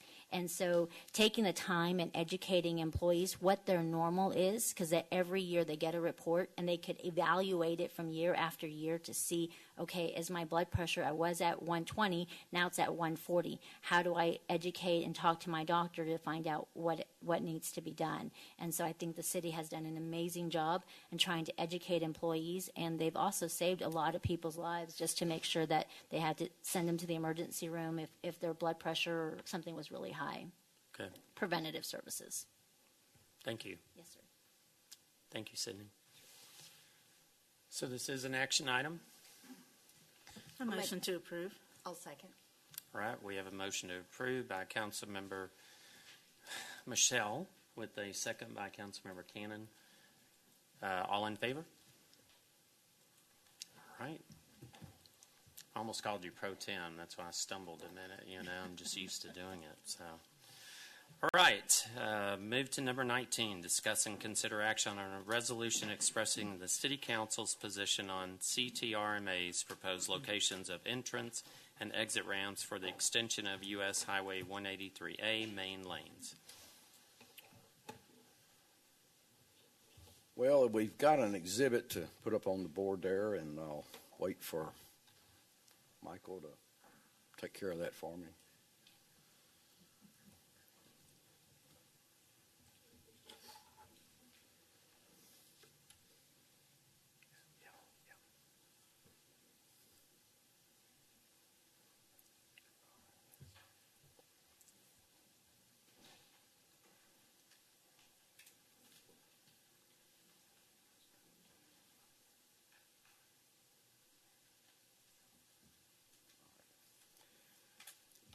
Last Thursday, there was a public hearing by CTRMA on the proposed configuration for the project to add main lanes to 183A. And part of that concerns me and concerns us is exit and entrance ramps off of the main lanes. So what they're proposing is that and unfortunately, this thing is segmented, broken up, makes it a little bit harder to view. But let's see if we can figure out how to operate this. Here at Bryson Ridge Trail, what is proposed, there is a exit ramp, which is not very well defined here, right here onto the frontage road from the main lanes. Actually, you have to exit at Bryson Ridge Trail if you want to access St. David's, or if you want to access the North Line project area or the TOD high density, high value project area that we're in the process of developing, which from a public safety point of view, I don't like that having to go through an intersection for an emergency vehicle. An intersection that's not necessarily going to be clear, can be driven around even with sirens and lights. More important economically, I think it'll have a negative effect on the North Line project and its success. I'm going to try to scroll over to the San Gabriel intersection here, which is the next page down.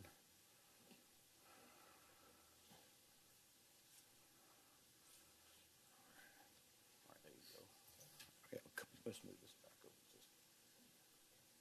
There we go. Thanks, Mike.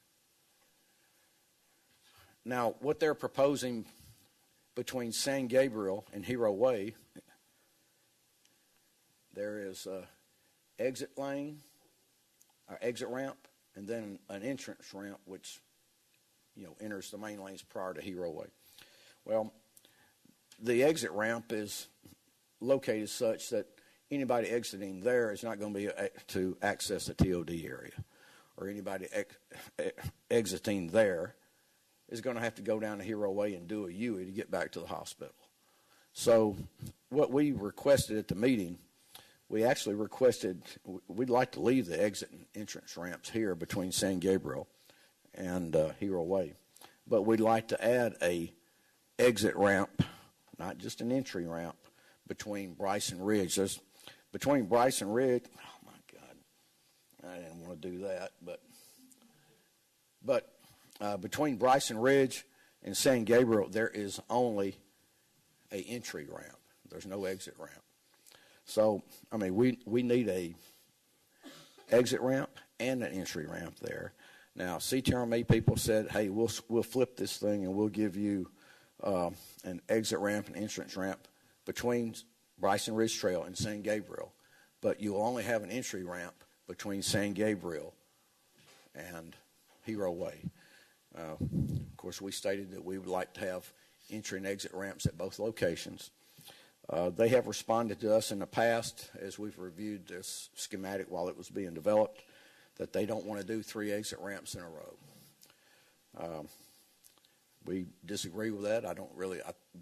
We're not sure of what their reason is behind that. We think it may have more to do with tolling issues than anything else. We're unsure. But so far, they've refused to honor that request and based it on the fact that we don't do 3 exit ramps in a row. So I'm unsure as to why that is.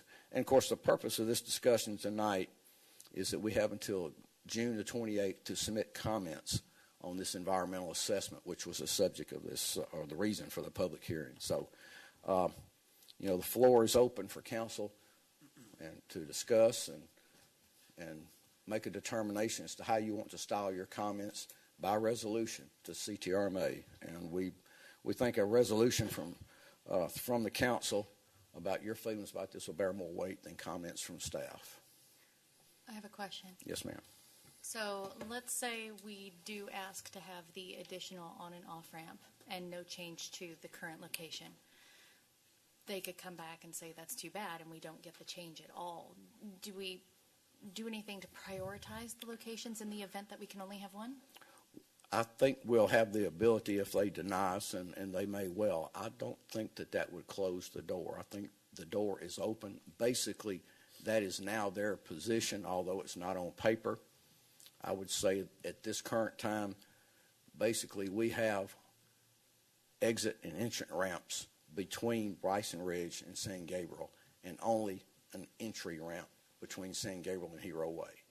So that's up to you as how you want to style that. We made that request to them verbally, and they verbally committed that they would do that at the meeting. I guess my purpose here tonight is to see if council is interested. Feels like that you want to ask for both an exit ramp and an entrance ramp between San Gabriel and Hero Way.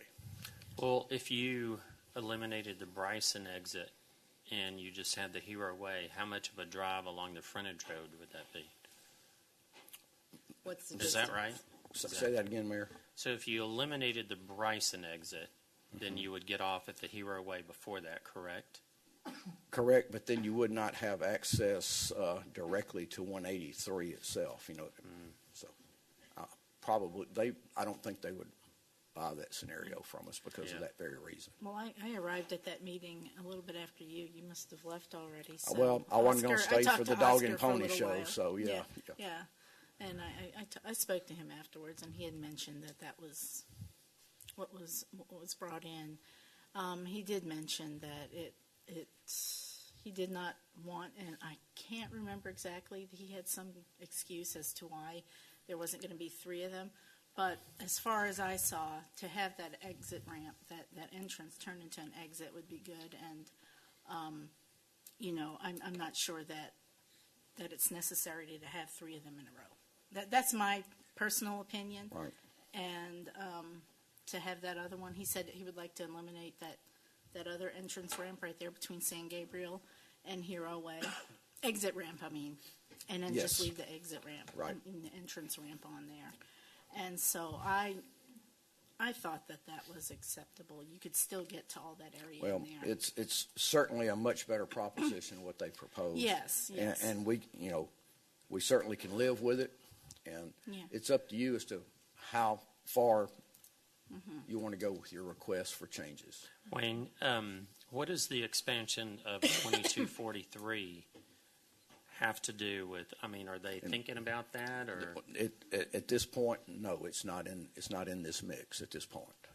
Why well, they wouldn't did examine it. They did examine it. Actually, they did look at it, and I spoke to who did I speak to that evening about that, and they came back figuring that there might be with the 2243 coming in at that point, and then expanding with the flyovers, that they might need a little bit of extra right-of-way, which was 8 feet. But I was told there, they said, well, they can actually squeeze it over a little bit to where the right-of-way that is currently in place could be used, and they can change it a little bit. So that's what they said about that. So it would be fine. Of course, they said it'll work out. This project is going to be constructed well ahead of anything that happens with Absolutely. 2243.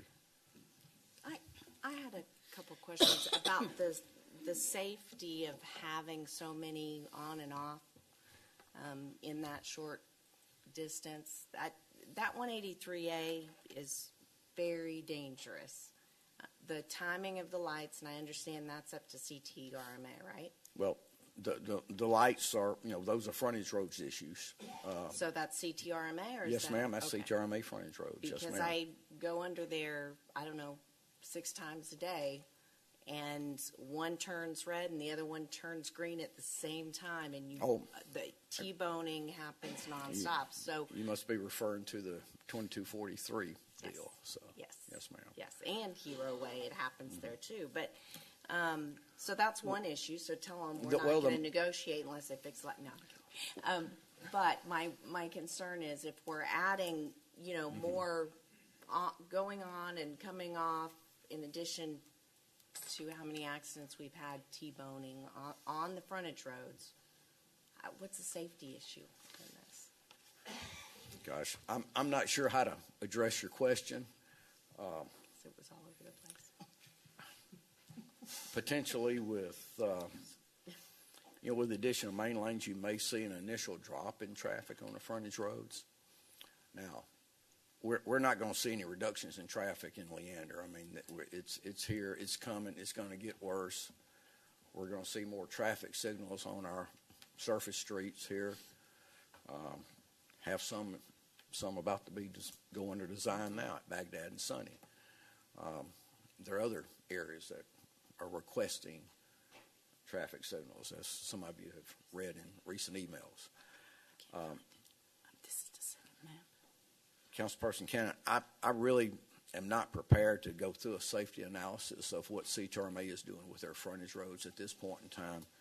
I might just note that in the past, we didn't have any traffic signals up, and it literally took a fatality to push CTRMA into putting the traffic signals up. But that is a function of the Uniform Manual Traffic Control Devices, is that your traffic counts and your traffic warrants, the requirements are reduced after a fatality, which is doesn't really sit well with me. I'd like to see it. I'd like to see the fatalities prevented rather than chasing it after it happens.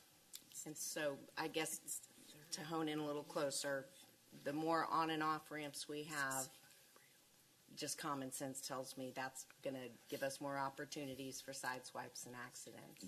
But we want to make sure that especially our exit ramps to the TOD are lined up correctly.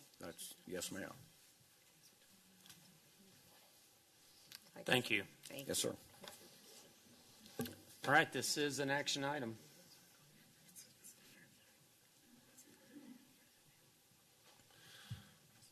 As far as communication, I don't know why we wouldn't ask for it. I mean, that's where I'm at. So, I mean, if it's something that they've already agreed to something, again, I'm not the engineer. I'm not anything else. I'm a sales guy. And so if it's something that would benefit the city and there is not a risk as far as safety, let's say, I don't know why we would not ask for the ability to bring more people to an area that we're so focused on developing. So that's my point. Is that a motion? Yeah, I'd like to let Jason talk because I know he's got to say. No, I'm the same. I'm like, we don't demand if we ask for it. I think we need to think long term for that TOD, and I get the accidents, but that's part of getting in your car, right? So just, maybe you have better driver's ed, but like if we've got those 3, then we're going to have more access to North Line and to the TOD. And when we spoke, he's on talking. Finish up first. It's all right. Would you like to share with the class, right, Mr. Powell? Wayne, my last thing was just a question we asked the other day too. Is there a precedent already set? They said they would not do 3 in a row. That we don't do 3 in a row. Has there been a precedent that was already set? That have you found out?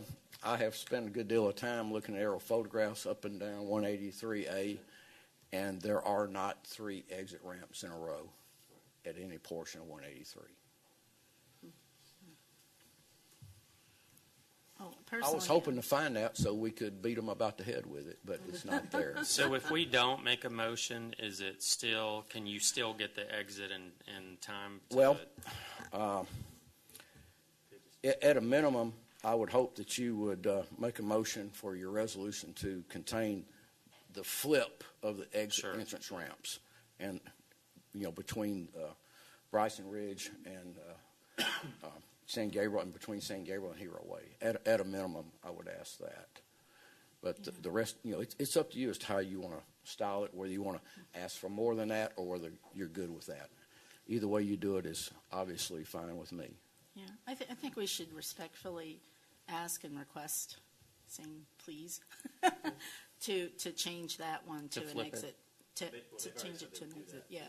And they would definitely do that. And as far as the entrance, yeah, they were talking about eliminating that one. So you're talking about flipping it to where it would be an entrance and then another exit right after that. I know that there has to be a certain distance between the exits, right? There is, and there is sufficient room for that process to occur. Yes, ma'am. There's about 4,330 feet between the center line of Bryson Ridge Trail intersection and the San Gabriel intersection with 183A. So is that a motion? I'll make a motion to empower Mr. Watts to negotiate the on and off exit ramps as you have described them. Is that what you need, or a resolution? I would from us? It's going to carry tremendous, Tell me. much more weight coming in the form of a resolution, and I'll be glad to help guide the preparation of that resolution with our city attorney. So you want to amend your motion? Amend your motion to prepare a resolution and the recommendation that Mr. Watts has made regarding the entrance and exit. Okay, I amend my motion to make a resolution with our city attorney with your recommendations. And please ask them to delay the traffic lights. I'll second. Flip it. Do we have a second? I'll second. Flip it good. All right. We have a motion and a second for a revised resolution. Flip it good. Not a revolution. All in favor? Thank you, Mayor, Council. Thank you. Right. Forgot where we're at now. All right. Number 20, discuss and consider action on license to encroach agreement case 19-LE-001 to consider approval of the construction of the Young Minds Montessori preschool sign within the public utility easement PUE located at 2400 South Baghdad Road, Leander, Williamson County, Texas, authorizing the interim city manager to execute any and all documents and providing an effective date. This is a request for a license to encroach agreement. I'm missing my slide, but this property is located at Apache and Baghdad Road. It's the Young Minds Preschool. They currently have a sign that's placed in the public utility easement, and they're asking to reface it, and that's when we realize it's placed in the easement. So this agreement allows it to remain in the easement because there are no utilities in conflict. Awesome. Thank you. Motion to approve? I'll second. I don't know who said first, but we have a motion to approve by Councilmember Satterquist with a second by Councilmember Cannon, I think, said it first. So all in favor? All right, passes unanimously. All right, 21, discuss and consider action on rescheduling of the comprehensive plan consultant interviews previously scheduled for June 13, 2019 to July 9, 2019. Good evening, Mayor, Council. We understand there were conflicts, scheduling conflicts for both design workshop and HAF that were previously scheduled for interviews on June 13th. Due to those conflicts, staff is seeking to reschedule those two firms, their interviews to July 9th. So we're looking at calendars today. July 9th is a Tuesday. The format would be similar to today's in that we would ask to start at 3 o'clock and conclude shortly after 5. We're hoping council is available on July 9th at 3 o'clock. Thank you. Motion to approve. Is that okay with everyone? All set? Right. Do we need a motion? So we need a motion. Motion to approve. Okay. Second.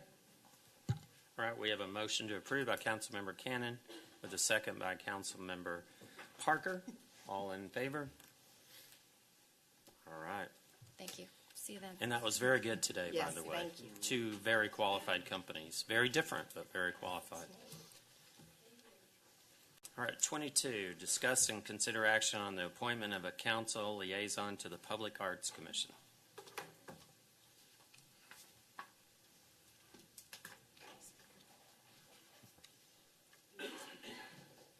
You have a speaker? Oh, sorry. Somebody signed up to speak. Deanna Ramirez.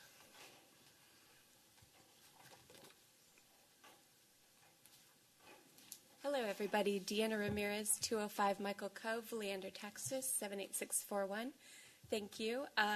Tonight, I wanted to recommend the appointment of Councilwoman Christine Sunderquist as Leander Public Art Commission Council Liaison. She has attended the LPAC meetings as an interim council liaison and has some wonderful ideas in her proposed civic engagement initiative where the arts could be incorporated. That's actually item number 16 on the upcoming council retreat, which I encourage you all to review on the website. The Leander Public Art Commission has a lot of wonderful things planned for the future, which are already budgeted for, including 3 art benches and a continuation of our second Sunday Art Fun Day at the Leander Public Library, as well as a follow-up to our first Leander Art Fest for next year. Additionally, we have other ideas for items that aren't yet officially budgeted for, but we are working to achieve, including a botanical garden and sculpture garden, live music and performances on the stage in the center of Old Town Leander, potential for a collaborative arts project partnered through Capital Metro, and so much more. I believe that Christine Sunderquist is the council member who can best help LPAC take the next steps necessary to bring art in all forms to the wonderful little and swiftly growing Leander community. Thank you. Thank you.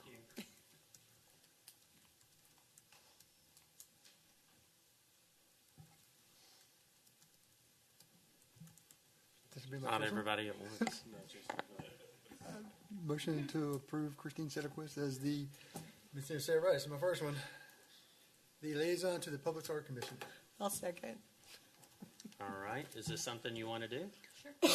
Okay, we have a... Sure. We have I'll do it, and a motion They and a understand second. how non-artistic I am, and they accept me. So we're good. All right, all in favor? All right. Thank you. Number 23, we're going to convene into executive session pursuant to Section 551087 Texas Government Code to discuss or deliberate proposed economic development incentives for a business prospect that the governmental body seeks to have locate, stay, or expand in or near the territory of the governmental body, and with which the governmental body is conducting economic development negotiations, and Section 551087 Texas Government Code and Section 551071 Texas Government Code and Section 1.05 Texas Disciplinary Rules of Professional Conduct to consult with legal counsel regarding an Old Town Incentive Agreement and the grant of economic development incentives, and Section 551071 Texas Government Code and Section 1.05 Texas Disciplinary Rules of Professional Conduct to receive advice from legal counsel regarding the Open Meetings Act and the Public Information Act, and Section 551089 Texas Government Code to deliberate security devices, security audit, and network security information. The time is 8:06. We are now in executive session.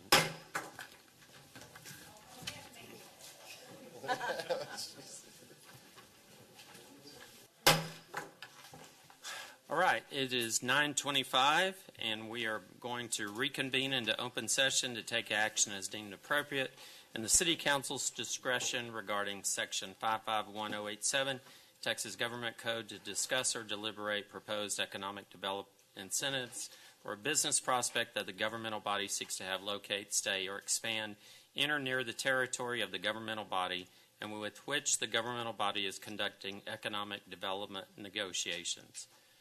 Pro Tem, do you have a motion? Yes, I move for an approval of amending an Old Town grant to Fifth Element Brewing for $50,000, stipulating the business meets all the program requirements. I'll second. All right, we have a first and a second. All in favor? All opposed? All right, motion passes 6-1. And Section 551087, Texas Government Code, and Section 551071, Texas Government Code, and Section 1.05, Texas Disciplinary Rules of Professional Conduct, to consult with legal counsel regarding an Old Town Incentive Agreement and the grant of economic development incentives. Do you have a motion? Yes. I move to release the previously awarded Old Town grant funds to the Leander Beer Market in the amount of $13,000 with the stipulation that the applicant complies with planning conditions within 5 years. I'll second. Right, we have a first and second. All in favor?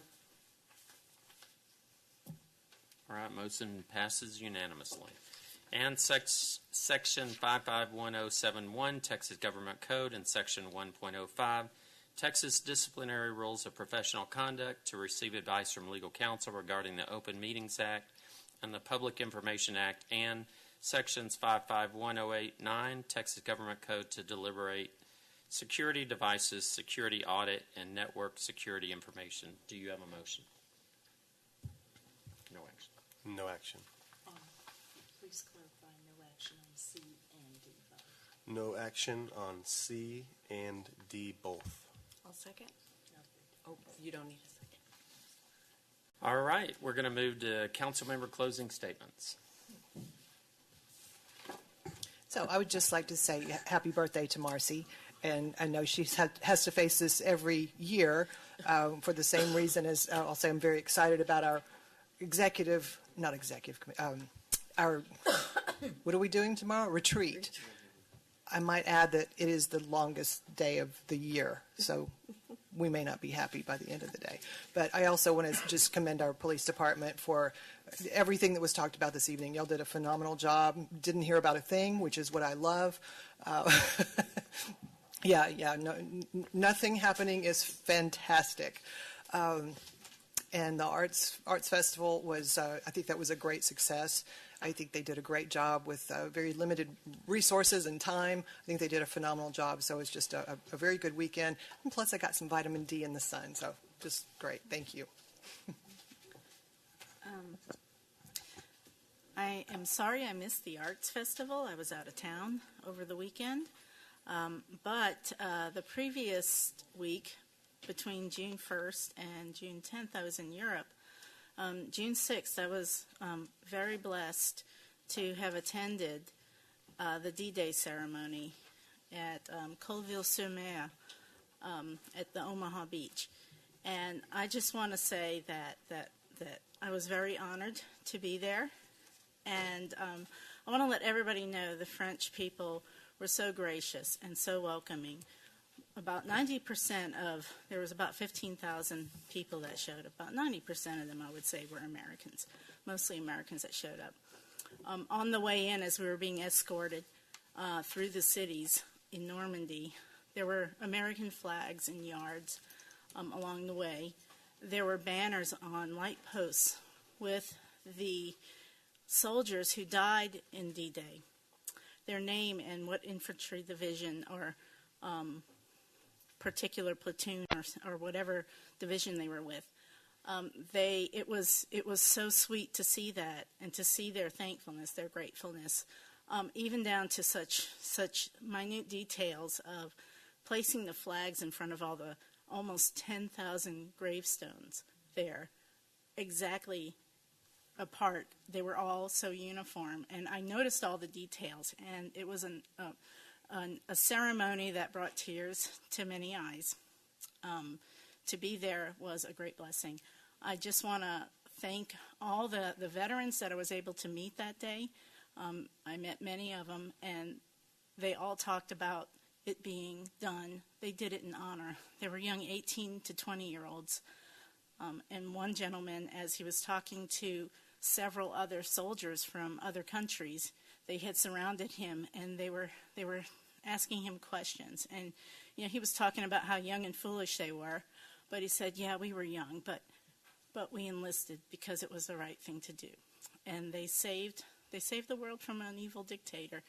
And some of them still bear the scars of it. I had one gentleman who stormed the beach on D-Day, and he showed me his scars all over his forearms because he had to protect his face from an explosion, and he was hit with tons of shrapnel, and the scars were very visible still on his arms. And I just want to thank them all and thank all of our military for protecting us all through the years. I wanted to say thank you to the staff. The past couple of council meetings, coming in and asking questions. You guys are, I'm not getting choked up. You guys are impressive. He's a crier. Because you guys, no, you guys are always prepared, and I really appreciate the education, and I just look forward to keep working as a team, and so we can just move the city forward. So, great job. I would like to thank everyone for wishing me happy birthday, because that was nice. But also, I just want to thank all the papas and daddies and dads and fathers out there for a little belated happy Father's Day, because, of course, I love my daddy. So I just wanted to remind everyone, thank you. Not much for me tonight. Thanks for bearing with us and hanging with us until a little bit after 9:30. And hopefully see everybody at Liberty Fest soon, too. You guys have it so easy. You haven't had a meeting until 1 in the morning yet. I just want to do a shameless plug. 2 weeks from today is Liberty Fest. Hope to see everybody out there. And if you, it's a huge hat. And if you catch me out there, I will have a pocket full of these I Heart Leander bracelets. And I will be glad to give these out to everybody. They're supposed to glow in the dark at least a little bit, so it should be fun during the fireworks. See y'all there. All right.